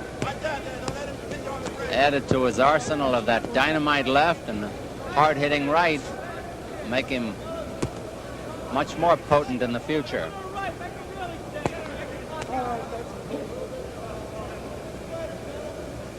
Ellis got off good in the first couple of rounds, but solid body punching by Carter seems to have slowed him down a lot, in addition to being down on the canvas from a right to the head in the 4th. It was a flash knockdown, though. If you joined us late, he bounced right up.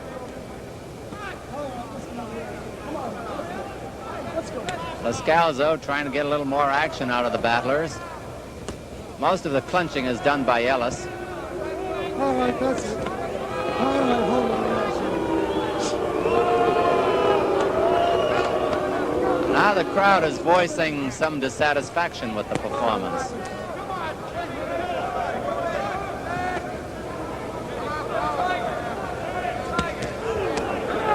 Ellis just got in a good right hand with 1 minute to go in round 9.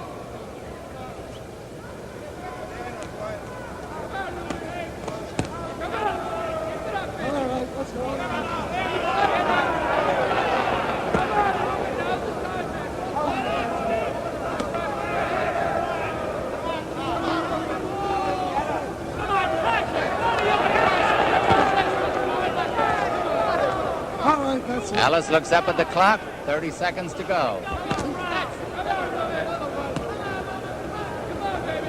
All right, that's a wonderful thing. There's a smashing left hook, but Ellis took it well.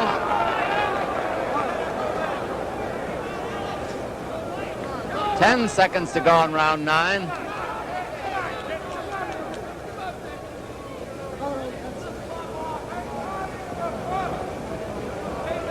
There's the bell. Up to round 10 here at Madison Square Garden. James Ellis being sent out to battle by his manager, Bud Gruner. Ellis in the white trunks from Louisville, Kentucky, weighing 155 3/4. He's very tall.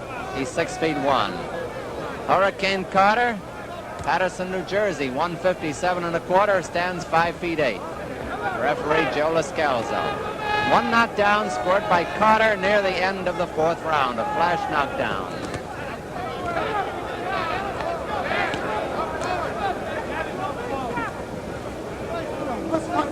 Let's go. You can see that Carter works between fights. A tremendously improved fighter. And he's fighting a hard man to fight tonight. Man who's all arms and elbows, a very crafty boxer, this Ellis, with a pretty good punch himself.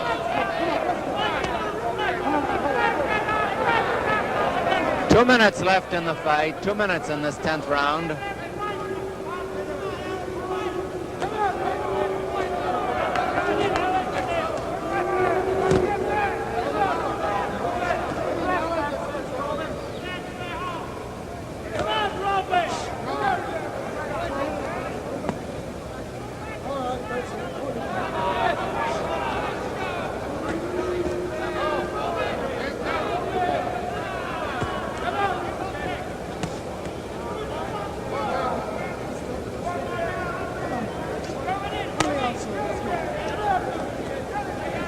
Scoring here in New York on a rounds basis with a supplementary point system. If the rounds come out even on an official's card. They're in Carter's corner.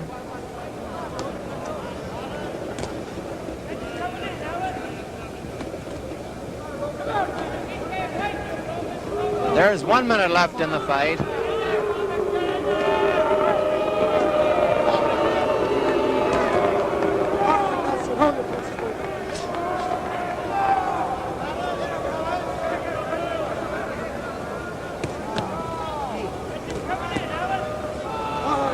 On the outside.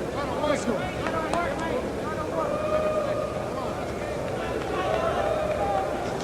Let's go. Punch the elbow. Let's go. 30 seconds left now. All right, Jimmy, hold it. Stop the hold. Let's go. They banged heads together there. I don't know if you could hear it. I could hear it. All right, that's it. Come on. Let's go on the outside. Let's go. Let's go. Punch it in. Practically over now. There will be no knockout. There's the bell ending the fight between Rubin Carter and James Ellis. We'll have the decision in just a minute.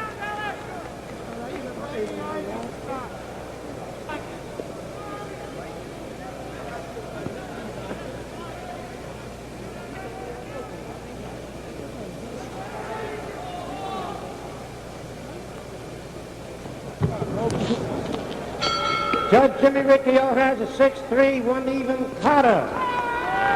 Referee Joe Lascalzo, 7-2, 1 even Carter. The other judge, Frank Forbes, 7-3, Carter. Winner by unanimous decision, Rubin Hurricane Carter.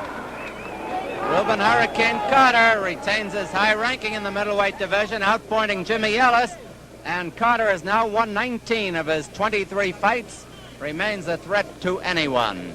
Be at television ringside next Friday night and enjoy the 10-round heavyweight match between Ernie Terrell and Gerhard Zeck from Madison Square Garden on the Fight of the Week. Produced by Hugh Beach. Directed by Marshall Diskin. Associate Director Bill Lilling. Technical Director Lou Marchand. Stay tuned now for Make That Spare, which follows immediately over most of these A, B, C stations.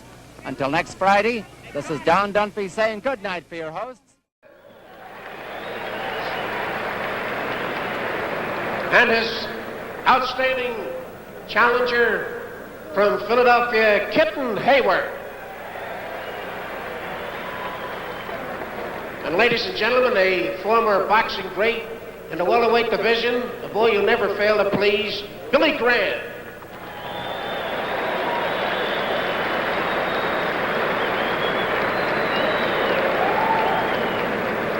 Here he is, ladies and gentlemen, the Olympic heavyweight champion from Philadelphia, Joe Frazier.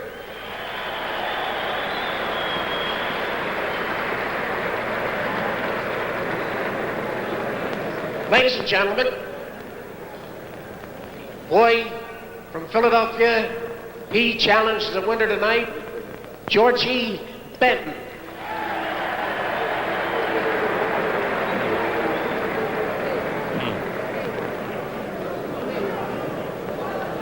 You're looking in on something very special tonight.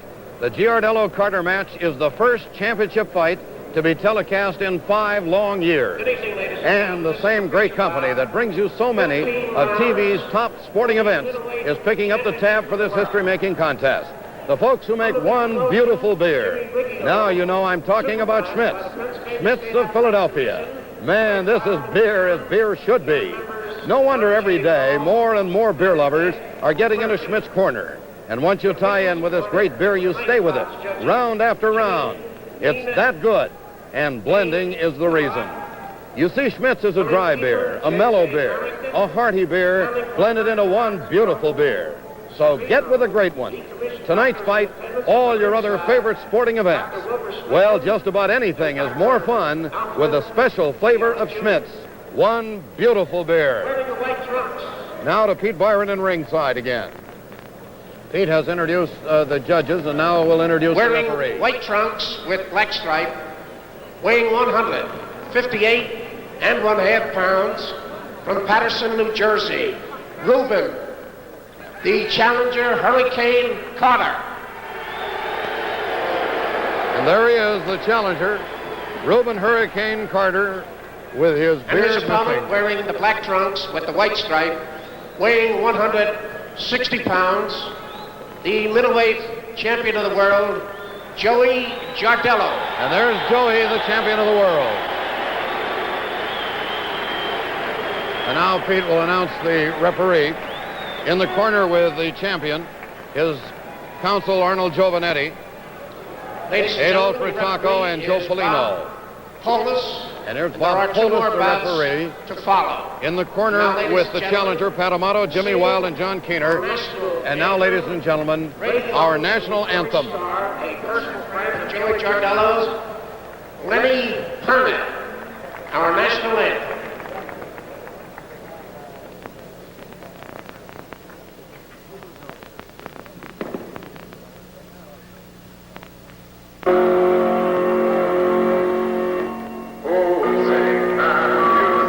Atlantic City. He's fighting Hurricane Carter, who in 20 fights has won 14. Now to ring, and You've been given your instructions in the commission office, and I expect you to abide by their rulings. Briefly, if there's a knockdown, I want the one scoring the knockdown to go to the farthest corner, neutral corner, and wait till I signal you to come out. If there's a knockdown, the mandatory 8 count is in effect. The three knockdown rule is also in effect. Any questions?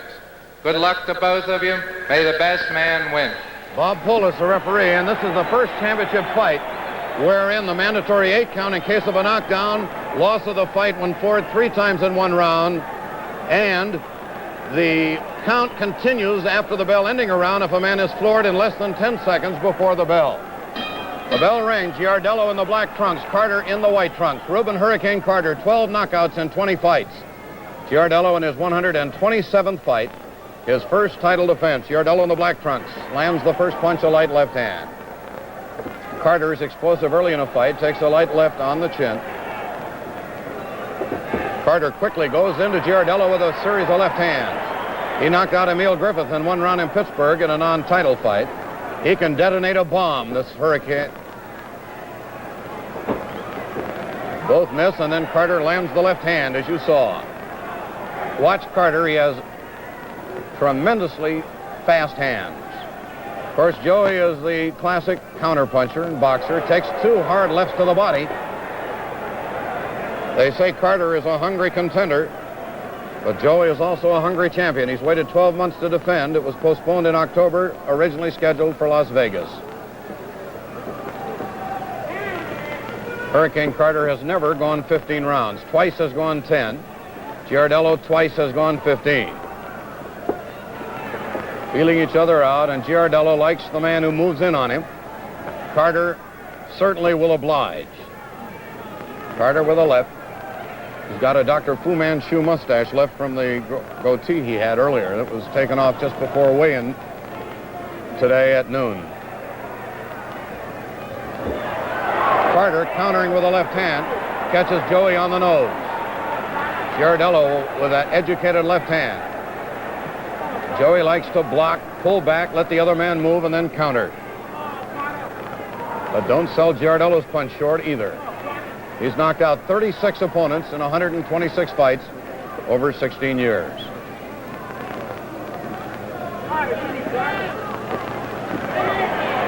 Carter to the body, tied up against the corner. Neither man has really been hit hard thus far. Halfway through round number 1 of the Middleweight Championship of the World, 15 rounds or less. Overhand right by Giardello and a countering left to the body, Carter.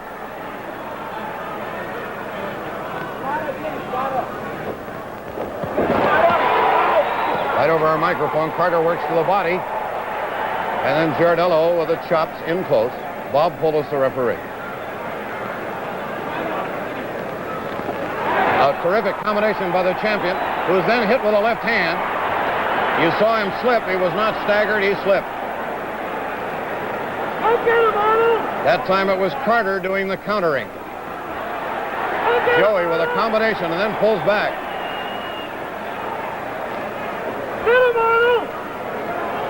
We've seen Hurricane Carter doing the countering. The bell, end of round 1. Been some beautiful fighting in this first round, the kind of top performance you can expect from a couple of real pros. And when you look for top performance in a beer round after round, you'll find it in Schmidt's, one beautiful beer. Schmidt's of Philadelphia, one beautiful beer. Beautiful. Just beautiful. Beautiful. Yes, Schmidt's is a dry beer, a mellow beer, a hearty beer, blended into one beautiful beer. Schmidt's of Philadelphia. Good idea to buy Schmidt's in the 6-pack or the 4-pack of big 16-ounce glass cans. That way you'll always be ready to pour one beautiful beer.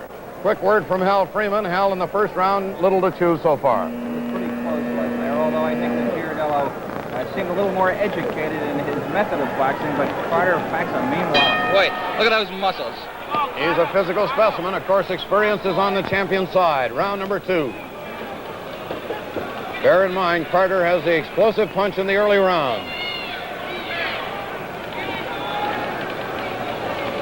The Hurricane is from Paterson, New Jersey, and Joey from South Philadelphia here in Pennsylvania. We're at Convention Hall in Philadelphia. The experts feel that the experience and stamina is on the side of the champion. A wild right hand missed by Carter.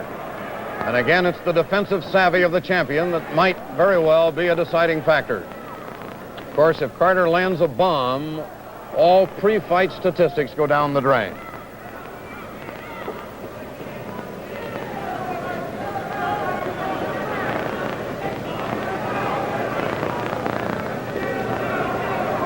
Exchange left hands. A little more punch on the part of Carter with the left.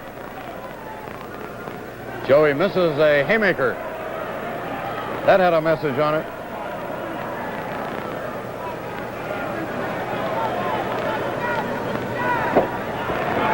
Two left hands by the champion. And a left to the body, Giardello. Carter seemingly biding his time.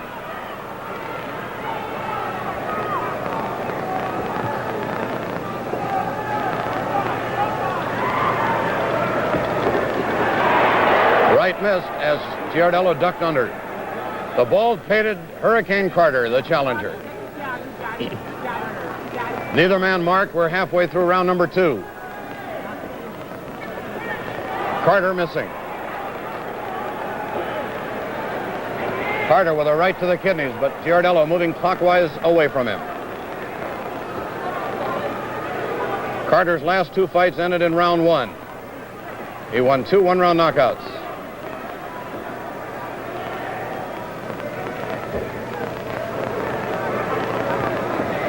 Joey on the move, constantly clockwise. Exchange lefts. Neither man marked, neither man hurt thus far. Less than a minute to go in the second round. Joey's last 2 outings, decisions over Rocky Rivero in Cleveland. Both went 10 rounds.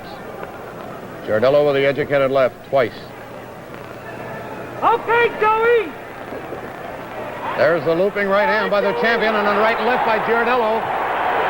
And the crowd behind him as the champion moves in with his combinations again. A right to the body, Giardello.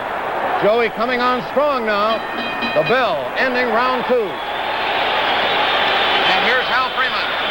As much of the pre-fight talk was about Giardello's working hard to go 15 rounds, and not much was said about Rubin Hurricane Carter, but he has somewhat of a dedication to boxing. They call him surly. They say that he's not very cooperative with people who want to interview him and people who want to talk with him, but he's dedicated himself to this boxing, you know, and he came down worked out in the same gym with Giardello, of course, at a later time, and made a fast legion of friends in the few days that he was here. He came into town last Wednesday and built a big following in only the 4 days that he worked there, but he comes into this boxing game purely dedicated. It's somewhat of a cult with him. He was very strange about his goatee. He would not take it off until the day, right before the weigh-in. But of course, Joey looks in the best shape of his career. He trained hard for the 15 rounds. All right, Hal. Joey's only lost 22 times in 126 fights.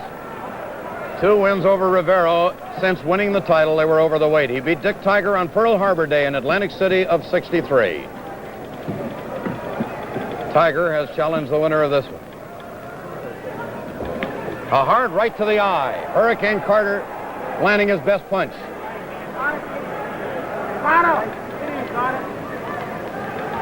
That was a pip of a right thrown by the Hurricane, landed on the left eye. Another right, but Joey was ducking under it. Watch Giardello work in close. He's a master at infighting. First, Carter wants one good shot. Carter, get him. Go get him, Carter. Joey Giardello was a long time getting a shot at the title and winning it, fighting a draw with Gene Fulmer several years ago in Bozeman, Montana. It was the closest he's come until he defeated Dick Tiger. Bob Polis is the third man in the ring.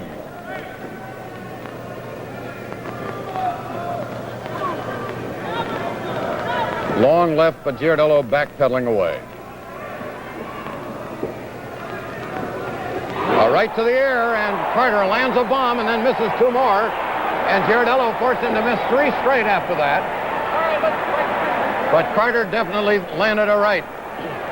And then Joey forced him to miss 3. There's Carter smiling for the first time, then getting hit with a right.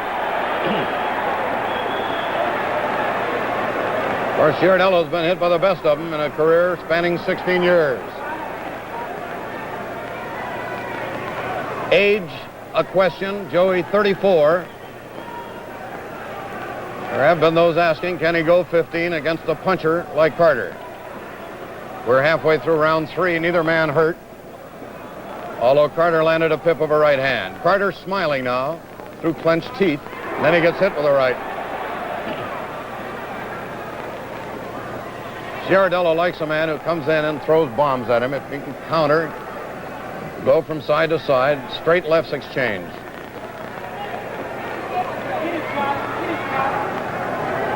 Those close to the Giardello camp say Joey is in the best shape of his career for this fight. They had planned to fight in October in Las Vegas, and after a 2-week intermission, they started training again, both of them. Giardello backed away from a chopping right hook. Carter, a physical specimen. He's got muscles on muscles. Left hand. Carter poised with the right, held back, and takes the left to the chops thrown by the champion. Watch the champion work in close. This is round 3. The bell. Okay, you can relax for a minute now. I'll give you enough time to rustle up another glass of Schmitz. Great sport and great beer. They just naturally go together. And if you really love beer, why settle for anything less than the ultimate? Schmitz of Philadelphia. Beer as beer should be. I guess now everybody who has ever tried it knows that Schmitz is the beautiful beer. If you're holding on to something less than Schmitz, you just try one beautiful beer, and I'm betting you'll be a Schmitz fan right down to the final bell. A light, dry, fun beer. Schmitz, just beautiful. Here's Hal Freeman. Les, we saw there that Giardello doesn't seem to have as terrific a punch as Carter. Giardello has not landed really a solid punch in this fight yet. He hasn't thrown a good right hand.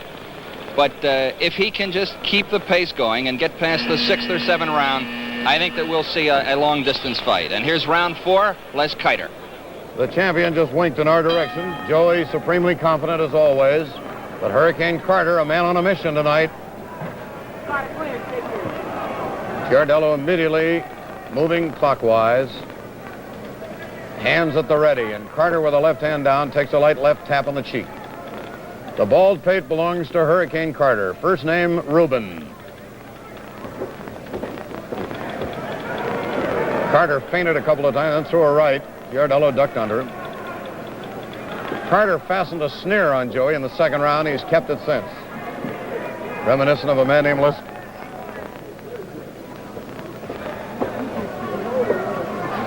A battle of left hands thus far. Both men exploiting the left, a right to the ear, thrown by Carter. And Joey winced at that. I think there's a cut on the left side of Joey's face. There is. Carter has drawn blood. Trickling cut on the eye.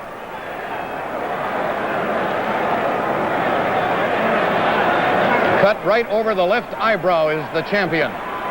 Just at the corner of the left eyebrow, and it's trickling blood slightly at the moment.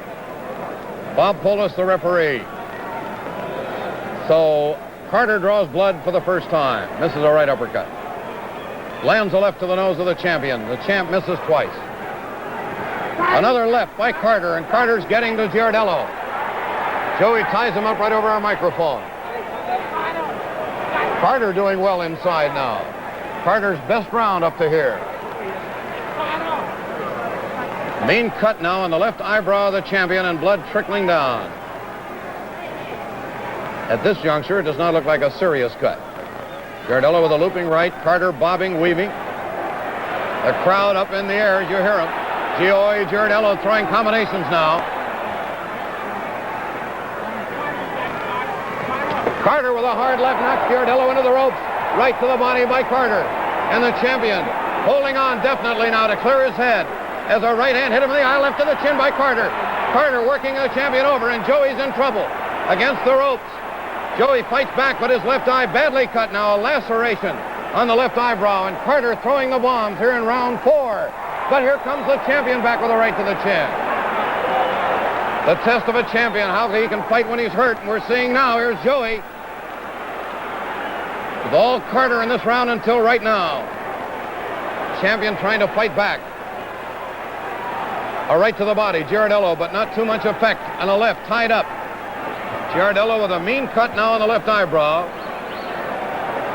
Knocked off his feet momentarily into the upper strand of the ropes. At one point, here's Giardello working on the body in a combination.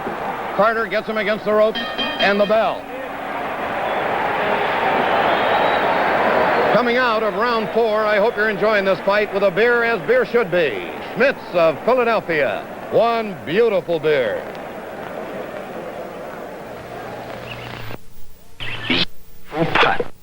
Beautiful beer. Of Philadelphia, Schmitz is a dry beer, a mellow beer, a hearty beer, blended into one beautiful beer. Schmitz!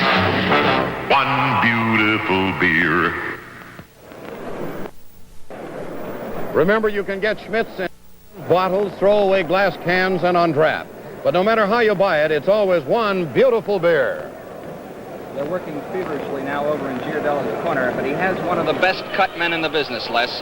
That's Joe Polino, who's worked for a number of champions. He worked for Liston, and they seem to have the eye patched up. Now will come the real test whether Joey can come back strong. Here's round 5 and Les Kiter. The photographers move to ringside with their cameras ready. Round number 5. Carter definitely had his best round and cut Joey. Here's Joey coming back right at the bell. A 1-2 punch by the champion to open round number 5 at Convention Hall in Philadelphia. Hurricane Carter, the challenger. That's a patch on Joey's left eyebrow. He was cut in round number 4. Joey went in, looked around, got out of there. Light left, Giardello. Joey moving clockwise. Carter continuously stalking his man, bobbing, weaving. Joey with a left jab. Watch Carter as he stalks the champion now. He's got that Fu Manchu mustache. Makes him a distinctive-looking warrior in there. Make no mistake about him, Carter can hit. And Joey knows it now. A left to the chin by the champion. Carter, of course, has fast hands.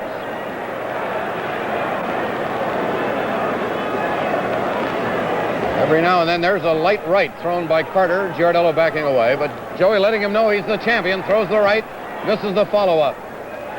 Left jab, Carter. Joey's cut not reopened here in round 5. Left to the face, Carter. Not too much effect on it. Joey has not changed his style since round 1. Long left cross. Giardello and then the left jab. Carter backing away. It had no material effect on him. There's a light left the body, a right to the body, and a left to the head. Giardello with a combination again. Joey is deft at combinations. Carter wants the bomb. Always looking for the opening. They're boxing more in round 5 after an explosive 4th round hard left to the head. Giardello tied up by Carter. That's Bob Poulos, the referee.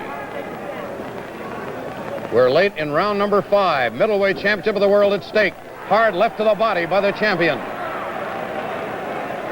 Looked like that went into the wrist deep that time. But Carter looks like he did not feel any effect on it at all.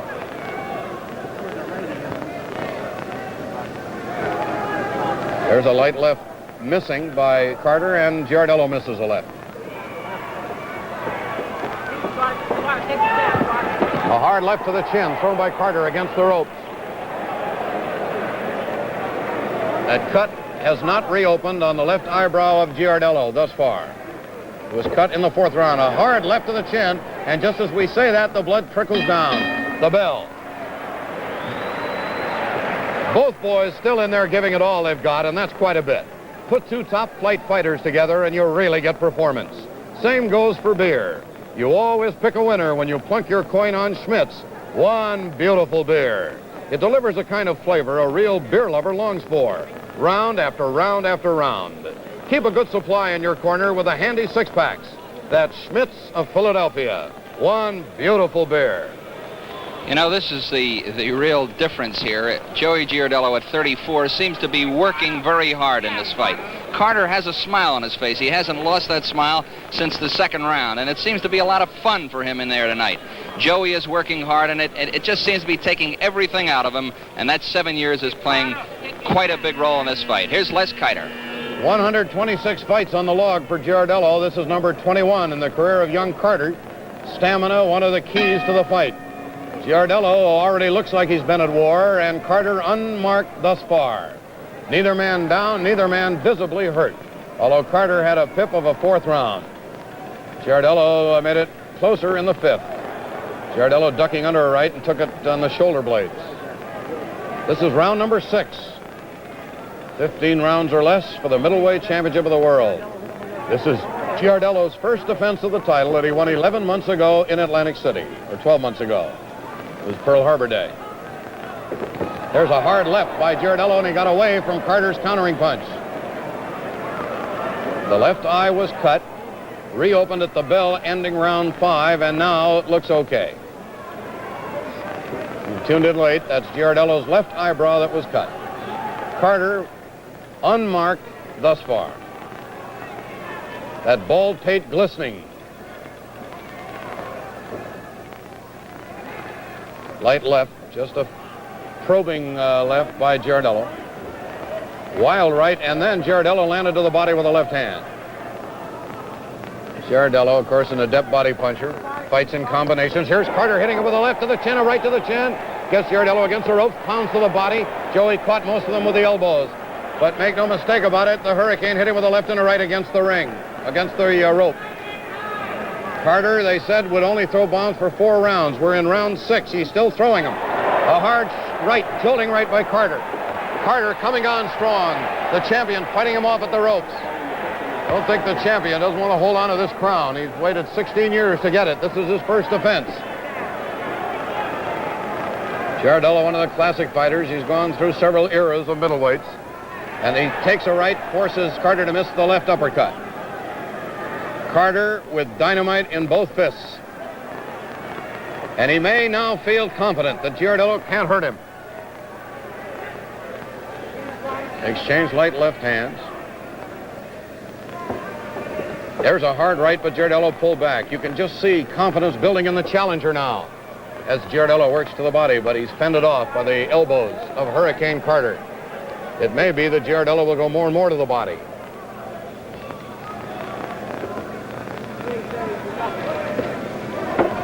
Right to the body, this time by Carter. He pushes Giardello into the ropes, muscles him into the ropes. Carter weighed 158 1/4. Giardello 160 on the button. There's a hard right by the champion, and he gets hit again with a left hand. And Carter comes right back and gives more than he takes. Hurricane Carter hit with a hard right, came back and clips the champion and hits him again with a left hand. Carter coming on strong now. Giardello works to the body, but it's Carter throwing the dynamite. And Giardello fighting for survival. There's the bell. End of round 6. And now we return you to your local channel for station identification.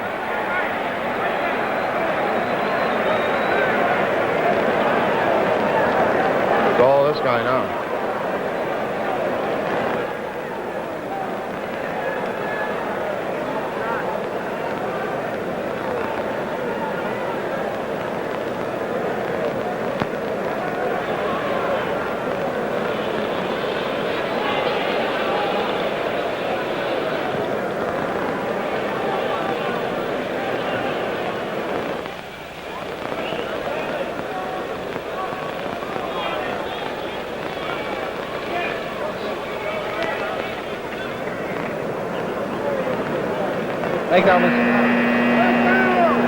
We're about ready now, Les, for the round coming up, but Joey Giardello seems to be patient.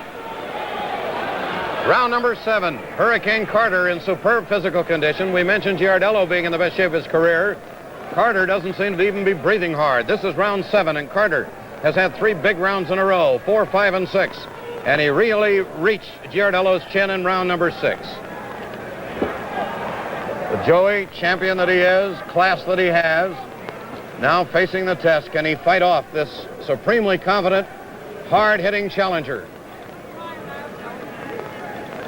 Giardello doing more holding now than he did in the early rounds, trying to keep Carter at bay and not let him get an open shot with that powerful right hand. He also has a blockbuster of a left.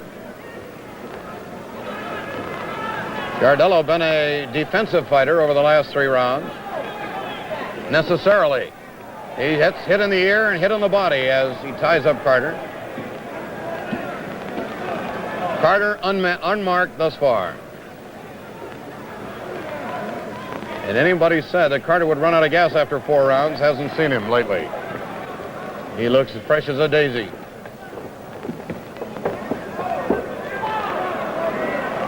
Joey just jabs away at him, getting off the ropes. Then he ties up Carter. Joey's wrestling him a lot now, trying to wear him down. That left eye is starting to trickle again. A left to the body by Giardello got through.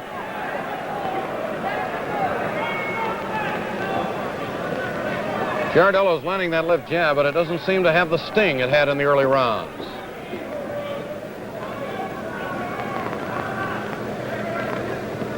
Wild uppercut thrown by Carter, missed. He still stalks the champion. In close. Joey Inoue crouching up again at long range. Left to the chin. Carter, and it jolts. Misses a wild right, and he's tied up. Carter throwing jolting punches now. Giardello looks a little worse for wear. Neither man has been down. Right to the body. A pip by Joey, and now Carter's bleeding for the first time at the nose. Slight cut at the nose. Joey's cut looking a little worse for wear. Of course, Carter has that Fu Manchu mustache, and it's misleading sometimes. Working at the body, and the crowd picking up the crescendo. It's entirely possible that we misread the blood, and it's just that mustachio hanging down. No mistake about Giardello's cut. Giardello with a combination. Joey coming back here in round number 7. But always the threat of the bomb by Mr. Carter. He continues to stalk. The bell ending round 7. You know, you'll always enjoy a spectator sport like this so much more if you watch it with a great companion, like Schmitz of Philadelphia. Just watch this. Beautiful beer. Schmitz of Schmitz is a dry beer, a mellow beer, a hearty beer, blended into one beautiful beer. Schmitz! One beautiful beer.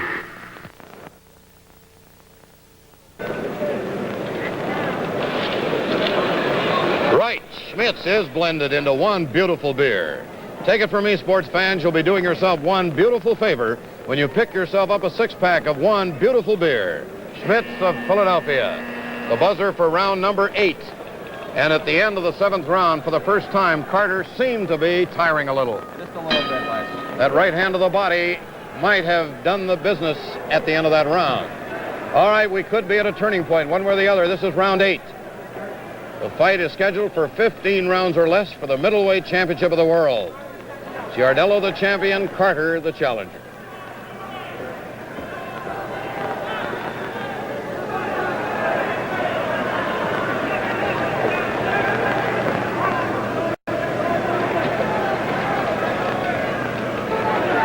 Nobody has really landed anything thus far in round 8. Giardello caught that left on his glove.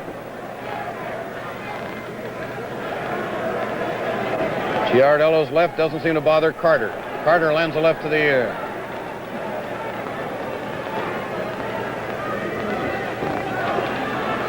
There you see Joey tying him up again. Looked at his corner briefly. To the body by Carter, left hand Giardello. More sting than he had in the last 3 rounds with it.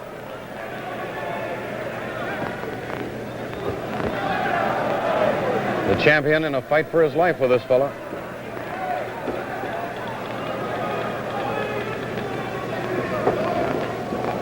Well, there's the counter suggestion. Someone yelled, "Keep moving, Joey." Someone else yelled, "Stand still, Joey."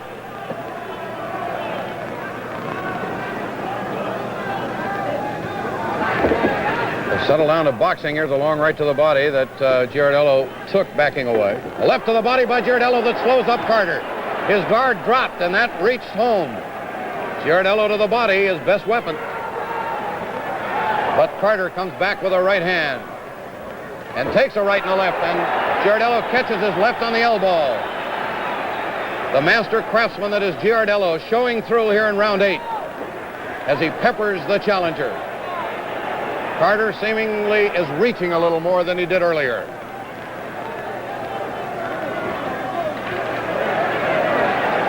Boy, this fight could go either way here. We're late in round number 8. Neither man has been down. Joey's cut eye is in good shape at the moment. His cut man did a fine job.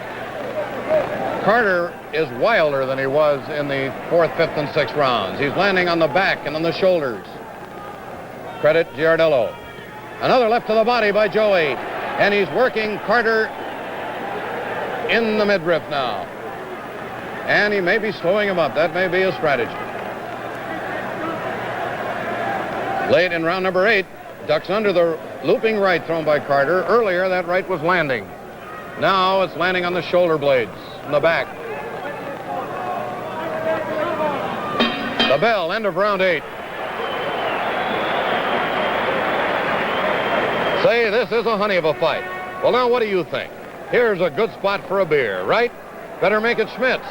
Make it one beautiful beer. Just nothing quite like it, because Schmidt's is the blended beer. A light beer, a mellow beer, a hearty beer, blended into one beautiful beer. Now you ask for it just that way. Say, one beautiful beer, please. And right away, the man behind the counter or the man behind the bar knows you want beer as beer should be. Schmidt's of Philadelphia. Beautiful. Well, despite the fact that Joey has taken some rocketing punching, Les, as you said, Carter has definitely slowed down in the last 2 rounds. And Joey's working into that body. He's fighting a fight that a man of 7 years senior would fight. He's getting inside, and he has definitely slowed the charge there, or the rocket charge of Mr. Carter. Here's back to Les Kiter. Carter's record, 20 wins, 4 losses, and of his wins, 13 have been KOs. This is round number 9 for the middleweight title.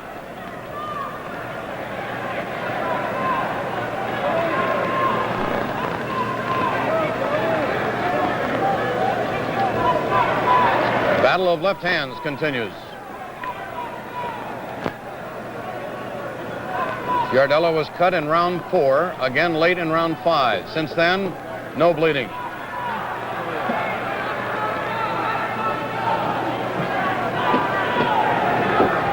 A hard left. Carter. Giardello ducking away.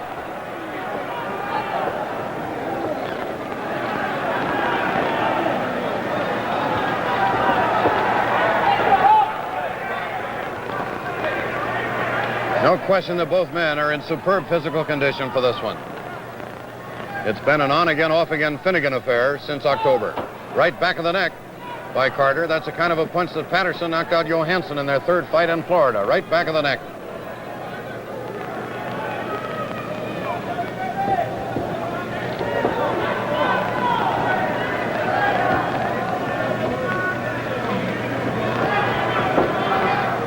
One minute deep into round number 9 at Convention Hall in Philadelphia.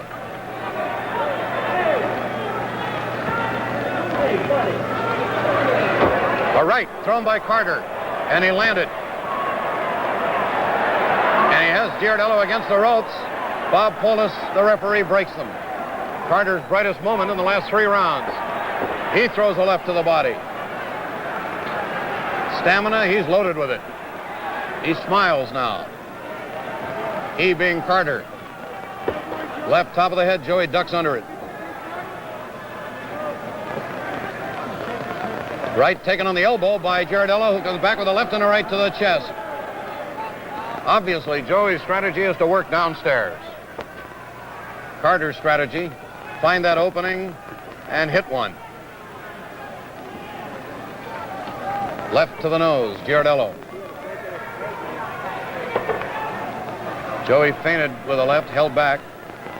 They both miss. Stamina's going to tell from here on. We're late in round number 9.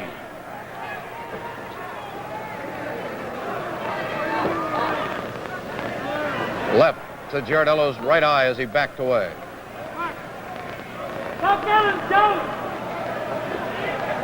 Still throwing the bomb, Hurricane Carter from Paterson, New Jersey. And takes a right on the ear, thrown by Joey as they exchange hard rights. Left to the nose, Carter. Carter blocked Joey's left hand with his glove.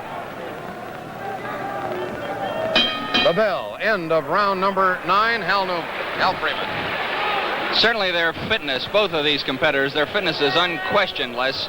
They're both in supreme and superb condition. But Carter has slowed the rocket punching that he had early, and Joey is fighting the style that he apparently wants to fight. He's using that infighting in the body, and he made a kind of a grimace to his corner there. They seem to think that he might have been hurt by one of Carter's shots in that round, but he shrugged it off. He came back, and as you had pointed out, the bullet is gone. The bomb is really gone. Now, Carter seems to be a mixture. At this point, he has a little bit of what the old-timers used to talk about, Stanley Ketchel, the swashbuckling kind of a knockout, the punch, some of Mickey Walker, and I think that we're seeing a little bit of Rocky Graziano in Rubin Carter. But Joey is cool and calm. Here's Les. Round number 10. The smart, tough veteran, the champion Giardello, and the most explosive slugger in the 160-pound division, Hurricane Carter. This is round number 10. 15 to the title.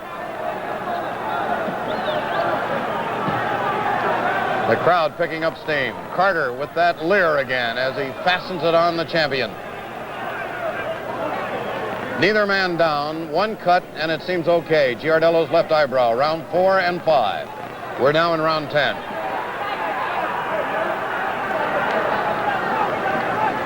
Joey blocking a left to the body. Landing a left to the body. As Carter backs away. Carter smiling more than he did before. Does he know something? Or has he been hurt? Wild right hand. Carter, left to the head. Carter. Joey works in close, takes a hard right to the top of the head.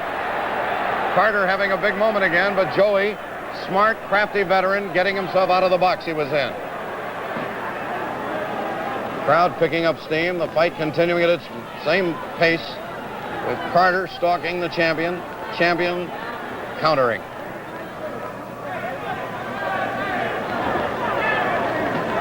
Giardello begins to move into high gear. We have a fight right to our right now at ringside that has nothing to do with the two men in the ring. The bald-pated Carter fighting to win the crown. Giardello fighting to defend it.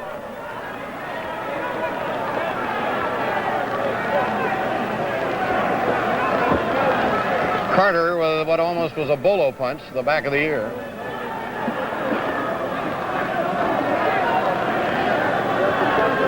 We're in round number 10 and a body attack by the champion. A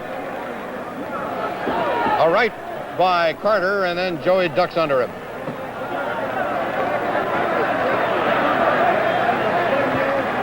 Left to the body by the champion. Another left misses by Carter. Joey works in close with the right hand.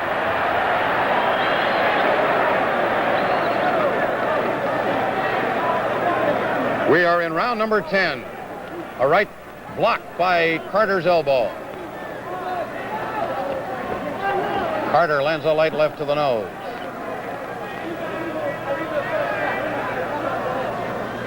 Giardello crouching, straightening up, then taking a hard left to the ear, thrown by the challenger. Carter boxed his ear that time. And a left and right by Carter, who then misses the left hand. Joey with a light pawing left, then the left to the body. Oh, looping right by Giardello, and then Carter misses the countering left hand. Giardello forcing him to miss. And the bell, and Giardello hit at the bell, ending round 10. You're watching the Middleweight Boxing Championship of the World, being brought to you from Philadelphia by that great Philadelphia beer, Schmidt's. One beautiful beer. Schmidt's of Philadelphia. One beautiful beer. Beautiful. Just beautiful. Beautiful.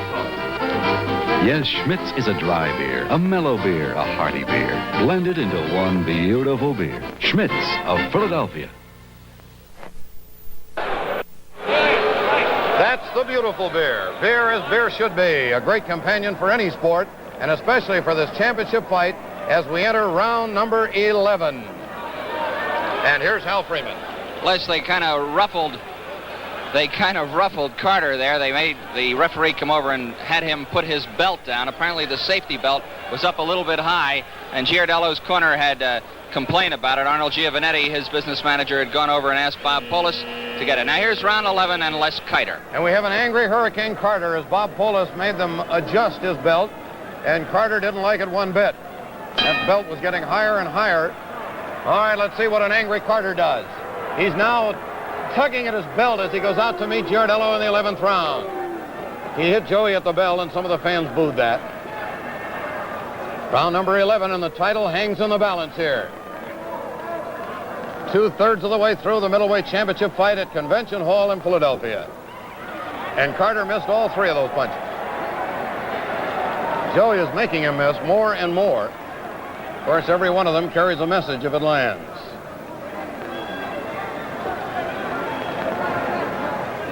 The referee is Bob Polis of Philadelphia. The challenger from Patterson landed a light left, backed away from Joey's right.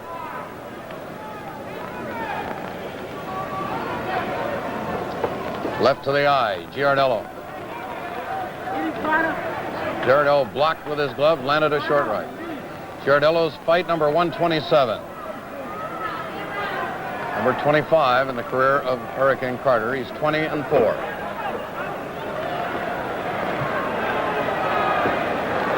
You can see that belt about 2 inches over the back of Carter's trunks, extended up toward his back. About 4 inches up there now. Like a slap on the face with the left hand, Carter. Giardello to the body, in close. We are midway through round number 11.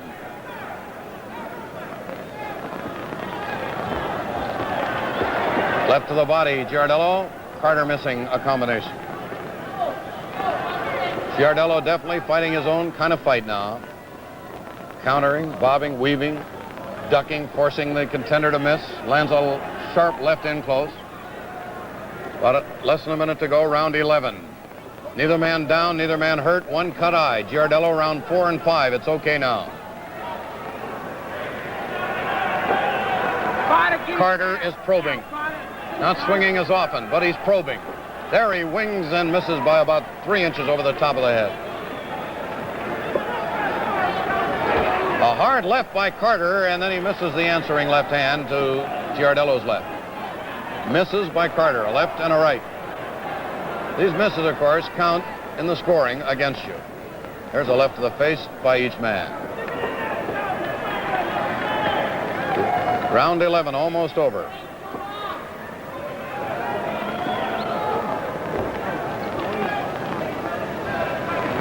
The champion fighting a typical champion type of fight.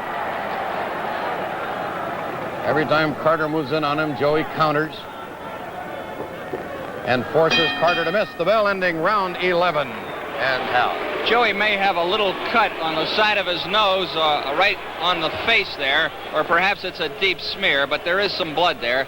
But certainly after 11 rounds, Les, I think we have to agree he seems to have as much stamina as Rubin Carter, and there's a 7-year difference between the fighters. Giardello seems ready to go on to finish this fight and to go 15 full rounds if he has to. He doesn't seem a bit tired, and of course Carter has slowed down considerably. We're just about ready now for round 12, and Joey and Rubin both staring at each other across the, and here we're back into Joey's corner. They're working feverishly there, but he seems to be in pretty good physical condition. He's trained awfully hard for this fight. Back to Rubin Carter's corner. He still is concerned about that belt, and he's looking down as they adjust it. Here's Les Carter in round 12. The referee over talking to Pat Amato, the manager of Hurricane Carter. Joey nodding to friends at ringside, talking to his seconds. Here we go to round number 12. 4 rounds to go for the title, and a hard right cross thrown by the champion.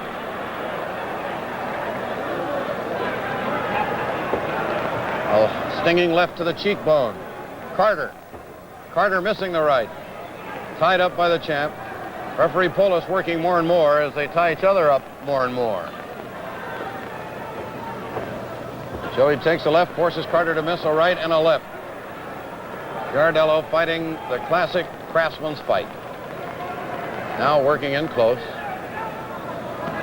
Takes a short jolting right in close by Carter. Carter unmarked, Giardello relatively so. What you see is collodion and protection for the eyebrow cut he sustained in the 4th round. Now, Carter, get him, Carter. Hard left to the body by the champion. And he has Carter against the ropes. Round 12. A right to the chin and then an answering left straight jolt by Carter. They exchange hard lefts in close, and the punches are beginning to land on both of them. The attacks picking up here in the 12th. Still no mark on Hurricane Carter. Misses the right, tied up immediately in Giardello's corner.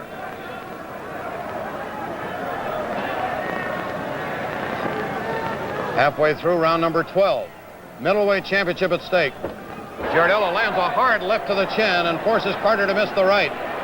And it's Carter holding on for the first time here in round 12.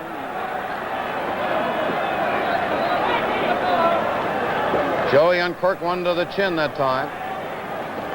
Carter probes, comes in, throws a short right. Joey ties him up, counters. Slipping, bobbing, countering the champion from Philadelphia.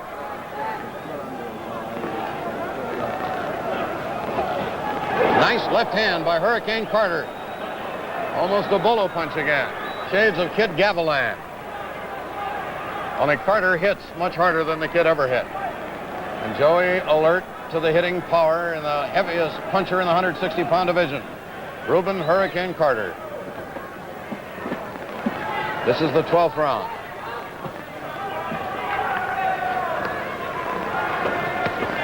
And the first punch that Joey's landed on top of that bald pate.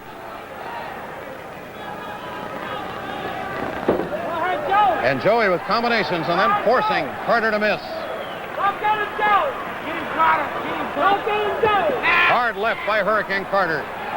Right over our microphone. Late in round number 12. The bell ending the 12th round. Been some beautiful fighting here tonight. The kind of top performance you can expect from a couple of real pros. And when you look for top performance in a beer round after round, you'll find it in Schmidt. Good idea to buy Schmidt's in the pack or the 4-pack of big 16-ounce glass cans. That way you'll always be ready to pour one beautiful beer. Giardello must come back now pretty strong in these next few rounds, Les. It appears that he would be behind in points. He's not hurt, but I think that he's a little behind in the points. Here's round 13 to Les Carter. 3 rounds to go, 9 minutes of fighting, and they've pulled Carter's pants up high in front, and they're low in back with that belt out about 4 or 5 inches.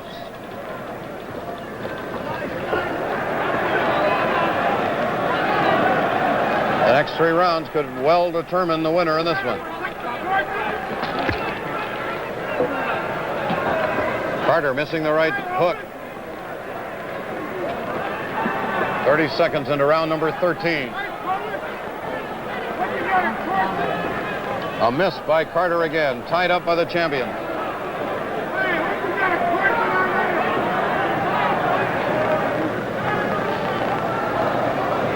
From the rear, it looks like Carter has a well-laced corset.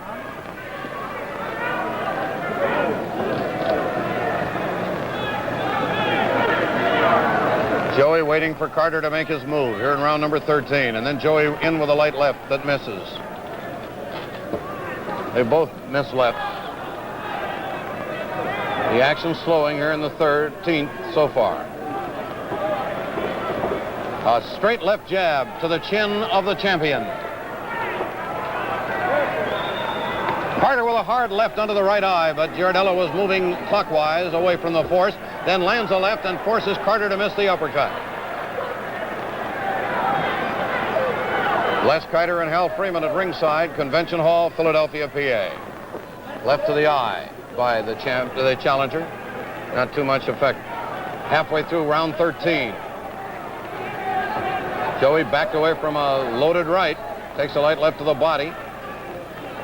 Carter pushes him against the ropes, just off Giardello's corner. Referee Bob Polis breaks the match.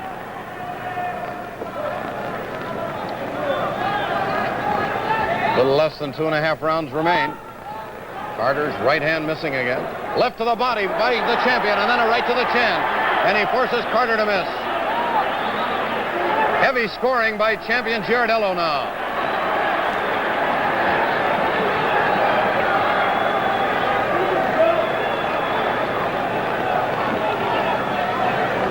Joey coming on strong in the latter part of round 13. Giardello missing as Carter backed away from that left.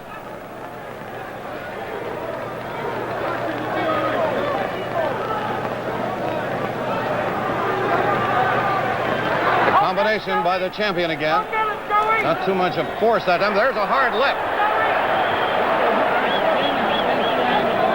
Giardello hit on the chin, takes one on the nose, but then lands a hard right to the body of Carter. And Giardello coming on strong now, forcing Carter to miss twice at the bell, ending round 13. Well, Giardello is now displaying the technique of a true champion. He's forcing Carter to miss the punches. He's belting in the stomach. He's working low in the stomach, the chest area, and he's staying away from those murderous punches that Rubin Carter displays. Les Kiter. All right, Hal, the experience showing through in that 13th round. Hurricane Carter with 2 more rounds to go after the champion. Left top of the head, Giardello out of the trouble. The cut eyebrow was sustained in round 4 and 5. Since then, no trouble for Giardello's eye. Carter throwing heavy dynamite in close now. This is round 14. Watch Giardello bobbing, weaving, forcing Carter to miss. Left to the body by the champion. And forcing Carter to miss the countering left. Another left to the body by the champion. Carter with a left to the chin, but Giardello backing away. Carter with a light left to the eye. And bombs away in close. Joey really pelted him in the middle that time. But Carter with that laden right hand right after. Carter very dangerous with a countering right after the body punches.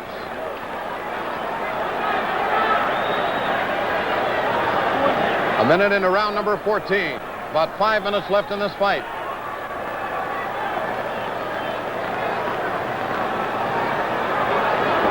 Left to the body, the champion. And he's really getting home with that left. Conceivably, there's a left by Carter to the body. Conceivably, the champion winning in the last 3 rounds with a body attack. And then forcing Carter to miss, and get tied up. Boy, does that experience show now. This is the longest Hurricane Carter has ever fought. We're in round 14. He's never been in a ring this long. In competition, that is. So the test, and a hard left to the chin by Joey Giardello. And that one registered. But Carter still dangerous. Left to the body by the champion, who then neatly ties him up. Experienced craftsman that he is, he's showing it now, the champ Joey Giardello. And a shade of desperation on the part of Hurricane Carter now, as Giardello works him in close. And you'll notice he fends off the attack, lets Carter miss, and then comes back to the body. Carter on the desperate side for the first time. Lands a hard left to the cheek. Late in round 14. Forcing Carter to miss the uppercut. Joey is very deft in tying up his opponent, just at the height of his momentum. Takes a lot of the starch out of him. A hard left that was caught half on the glove by Carter. The bell, end of round 14. Well, it would be difficult at this time to venture a guess as to just who the winner will be at the end of the next round. But one thing we're sure, Les, those who predicted an early knockout. I think it's fair to relate neither man has any time. Neither man has been down. 15th and last round. The champion Giardello, the champion and the challenger Carter, they smile, touch glove. 3 minutes to go in the title fight. Carter knows he has to do it now. At least he gives that impression. We're not scoring. There's Carter rocking and rolling, and Giardello pretty well tied up that attack. It may be that Joey will be on the defensive throughout this round now if his corners told him he's ahead.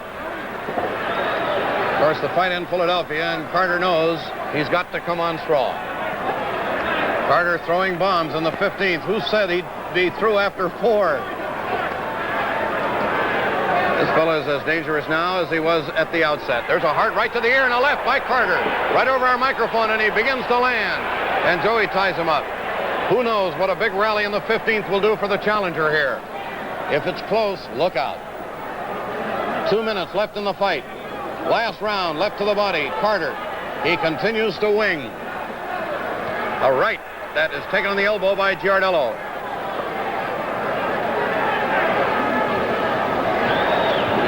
Less than 2 minutes remain. 15th and final round. Neither man down, neither man badly hurt thus far. And a right to the ear by Carter forced Joey to lift his elbow. Then he lands a right to the chin. Giardello countering again. Another left by Giardello, a right by Carter high in the head, and Giardello's left lands again. We're in the final minute and a half of the fight.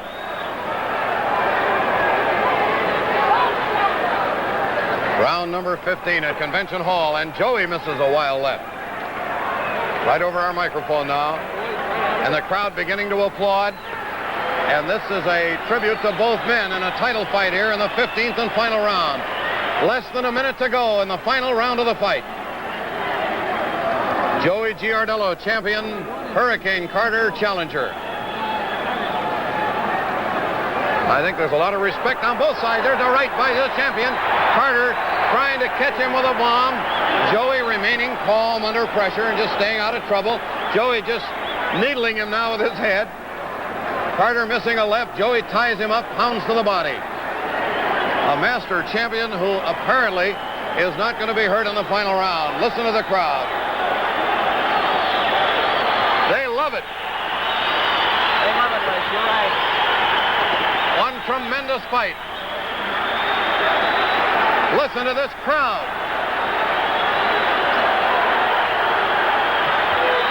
They're whistling and screaming, and they're punching upstairs. Carter misses, takes a left. Listen to this fandom. The fight is all but over. Left to the body, it's all over. And they smile, look at that. And that's the fight. Joey Giardello against Rubin Hurricane Carter in the first championship bout to be telecast in 5 years. All brought to you by one beautiful beer, Schmitz of Philadelphia. When you watch a fight like this, you never know who is going to come out on top. But one thing you can be certain of, every time you open a Schmitz, you get big. Ladies and gentlemen, here is the official breakdown of this bout. Judge Jimmy Nina. Giardello, 69. Rubin Carter, 64.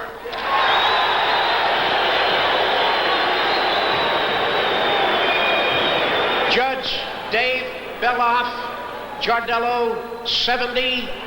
Carter, 67.